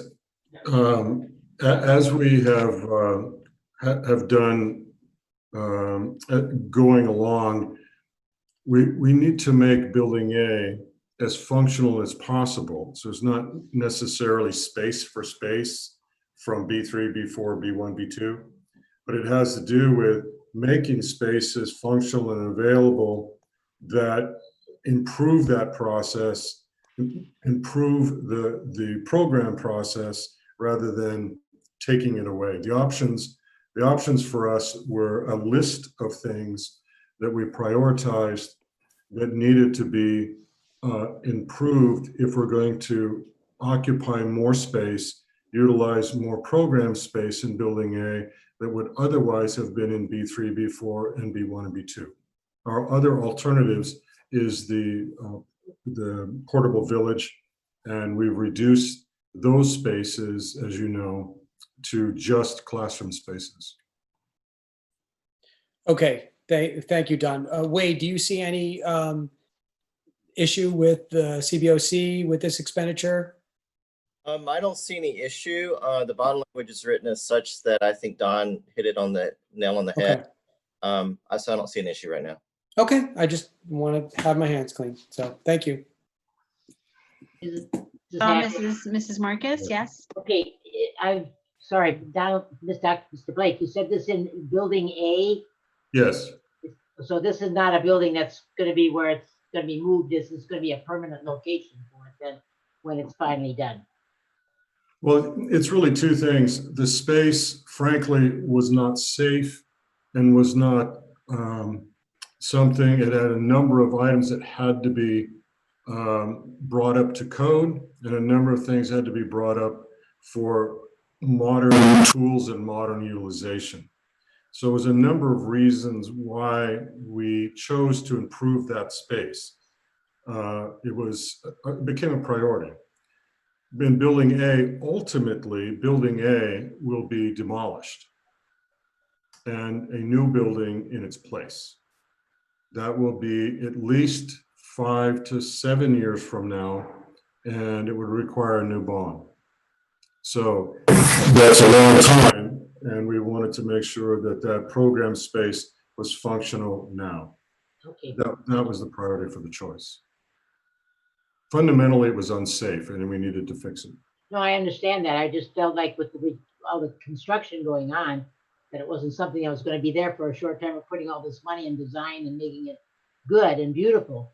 But I understand that that's where it had to be, and it's not going to change for 7 years approximately anyway. So we'll get our money's worth out of it. All right. Mrs. Walker-Schuman, you have a question? No, I'm just wondering if we're going to vote. Okay, I thought you had a question. Okay, so all those in favor, please? Aye, that's 5-0. Thank you. And I have a motion. Purchase additional laptop devices from Dell Inc. to replace teacher devices that are at end of life. I'll second that. Any discussion? Nope. Okay, all those in favor? Aye. Aye. Okay, I'll make a motion to approve an agreement. I'm sorry, that carries 5-0 for the record. I'll make a motion to approve the agreement with Layton Consulting for subsurface exploration and geotechnical investigation report for the Beverly Hills High School legacy wells. I'll second. Second, discussion. Yeah, I just, Don or Sierra, do you want to just shed some light on what's going on here in the grand oil well remediation world scheme and how this plays a part now? Yes, we're becoming experts at oil well remediation. What this specifically service is for is we have scheduled this summer to pretty much turn loose Layton to go what we call an Easter egg hunt, is go and locate through various means the actual locations of at least 3 legacy wells that we have a good idea where they're located, a pretty good idea in the baseball field, and 2 others that we're uncertain and will take a lot of other investigations to locate. So for us, it's that time in the schedule to cap these oil wells and bring them up to CalGEM code and complete that portion of the site. Once these, we call them legacy oil wells, are 100 years old, these wells, and they have the same kinds of problems that we're having with the 2 wells that we're mitigating that MTA interrupted. The Veneco oil wells, however, those 19 wells were in production fairly recently, and we have good casing and good controls process in order to abandon those wells. These have always been a concern for us because we don't know much about them and how they were capped 100 years ago. So once that portion of the work has been completed, there will be oil rigs, more oil rigs, longer on the high school property. That timeline will be about a year. We will continue to have oil rigs in the baseball field area in particular. We have one that we're not sure the location. We think it might be in the track around the football field, but we'll save that one for last. Once the oil wells have been abandoned and we're able to, particularly to do the planting the ones in the baseball field, we can actually begin work on the retaining wall, mass grading, and preparation for building C and the swimming pool. Our plan is to have no gaps in construction and get this done as fast as it can possibly be done. Thank you, Don. Does the contract with Layton, are they going to be able to tell you what you just told everybody that you needed to know, how it was capped? No, that would be Mary Jane's, the engineer of record. They'll come in Yes. afterwards. Okay, thank you. Layton locates with some disposition of geotechnical conditions. Okay.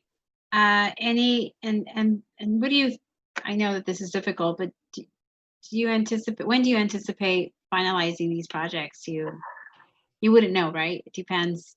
Do you mean all of the high school site? The situation with the wells is, as it, this whole thing with the abandonment of oil wells. I know that we were on schedule, and I believe have we completed the first set of wells? We're on the last well. We're finishing up the last well, and we'll be able to report out on the next board meeting the status, the cost, and the final schedule to complete. Once they're capped, the next phase is to remediate and move out all the concrete and take away everything that's down in that site and raise it up 8 feet. So we'll have one level ball field in the end. Mrs. Marcus, I see your hand. Okay, thank you. So we're looking at the figure approximately $74,000 just to find the wells. Yes. We're not talking at all about what it's going to take to mediate the wells, right? We have no idea what that's going to be at this point. Yes, we're operating on a budget based on our current knowledge, but abandoning the 100-year-old wells is just, once you go down the hole, it's an investigation until you're able to discover whether. We have some oil wells that they put a telephone pole down in the bottom. and we have to find what's down there, pull it out, a lot of investigation. But CalGEM requires us to completely seal whatever's down there, drill out, clean out, take everything out, and fill it with cement to the surface. But the money for that is not in the BH, or has that been planned for in BH? Yes, it is. It's in the BH for the site work. Okay. Thank you. Any further questions or comments? Thank you for being with us, Mr. Blake. Thank you, Sierra, for waiting all this time too. Yes, Sierra, thank you. Okay, so all those in favor, please raise your hand. Let's call for the question. 5-0. 5-0, thank you. Okay, I'll make a motion for the amendment of agreement to number 1, the agreement with ARB Incorporate for the abandonment of oil well. I'll second. Okay, any discussion? Nope. Okay, all those in favor, please raise your hand. Aye. 5-0. Thank you. The motion carries. Okay, I think that concludes our meeting, correct? We have future meetings. We have, so before we go, I'll announce the future meetings just now, and then we'll go around and do communication from the board. We have a regular board meeting on Tuesday, August 25th. And we also have another regular board meeting on September 8th at 5 p.m., both of those meetings. And again, Dr. Breggy has a set of meetings tomorrow, copies of the community. And those are on our website, right, Rebecca? Did you want to inform the community as to the times of those meetings? I would be happy to. We actually just sent out a communication reminding all of our parents that tomorrow they're invited to our coffees with our principals, our cabinet, some of our leadership team, some of our teachers may also speak. BVMS will be at 8 a.m. The Zoom link is in your email. The elementary schools will be together at 10:30 a.m. and the high school will be at 3 p.m. tomorrow. Thank you so much for that information, Rebecca. Okay, we're going to go around. Board members, if you have any communication, this is your time. So we'll start with Mr. Margo. Thank you. So next week, we will begin yet another unprecedented moment in our school's history by launching a semester completely online. I have to express to everyone how hard not only our staff, our administration has worked this summer. I can't remember anybody taking a break. Nobody had a vacation. And I would throw the board into that. We've had more meetings this summer. Thank you, Mrs. Hacker, for leading us through a very, very busy summer of being a collective board and getting the staff through this process, changes in policy and practices and all that to make this work. So I give everybody full credit for what's going on behind the scenes here. Hopefully we'll have a wonderful start to school and it'll be a much different semester than the spring semester. Looking forward to seeing what results come from it and how it helps kind of redefine education in general. But I really did want to just stress my sincere thanks to our staff and everybody and my colleagues for just getting us to this day where I think we're going to start the race okay. So good luck on the first day of school and enjoy the rest of your summer. Thank you. Thank you. Mr. Spitz. I'll just ditto to what Mr. Margo said. Well said. Thank you, Mr. Spitz. Mrs. Walker-Schmidt. I agree. I'm gonna also ditto what Noah said, but I also do really want to just circle back and highlight there are so many people that worked their tails off, volunteers from our incredible PTAs to really get us ready for the launch of school. Putting together textbooks and schedules and getting it all together in bags and distributing them and laptops and processing forms and all that stuff. So I just want to give a shout out to all of those incredible volunteers on top of, all of our faculty, staff, cabinet, Dr. Breggy and board. I think there's just been a huge amount of effort. Last week on Tuesday, I had a town hall that 50 people attended. It went for an hour and a half and it was really fun. And at the end of it, there were parents and teachers that joined and PTA members, one board member and several people from the think tank. So I just, it was such a lovely gathering. There were a lot of questions and answers, and it was asked for it to be a repeat event. So I've shared with the PTA Council, PTSA, and PTA that I'm going to be doing another coffee event. It's going to be on Sunday, the 23rd at 11 a.m. And I'd like to open the invitation. I mean, it was open before, but to anybody else also on the board who'd like to participate. Only 2 of us can talk, but all of us can be there. And the topics that I've picked for the agenda are going to be a review of the first week of school, the social emotional impact of remote learning and effects on screen time for kids. And I've got a neuropsychologist and an educational psychologist that are going to be joining the discussion. So I'm excited to share it. I hope everyone will join. I'm sure you'll be hearing from your PTAs shortly.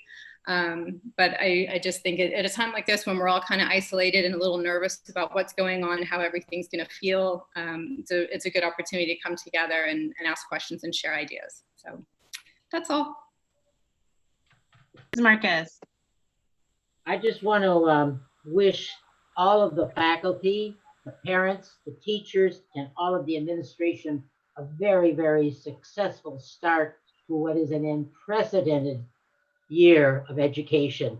And I hope that everybody will be kind and considerate and just know that this is just something we did never expect, and take that into consideration and remember that we're all going through the same thing. So take that to heart. Thank you. And did Mrs. Marcus share earlier, while I stepped away for a minute, that this is her anniversary for 52 years? No. Yes, we did.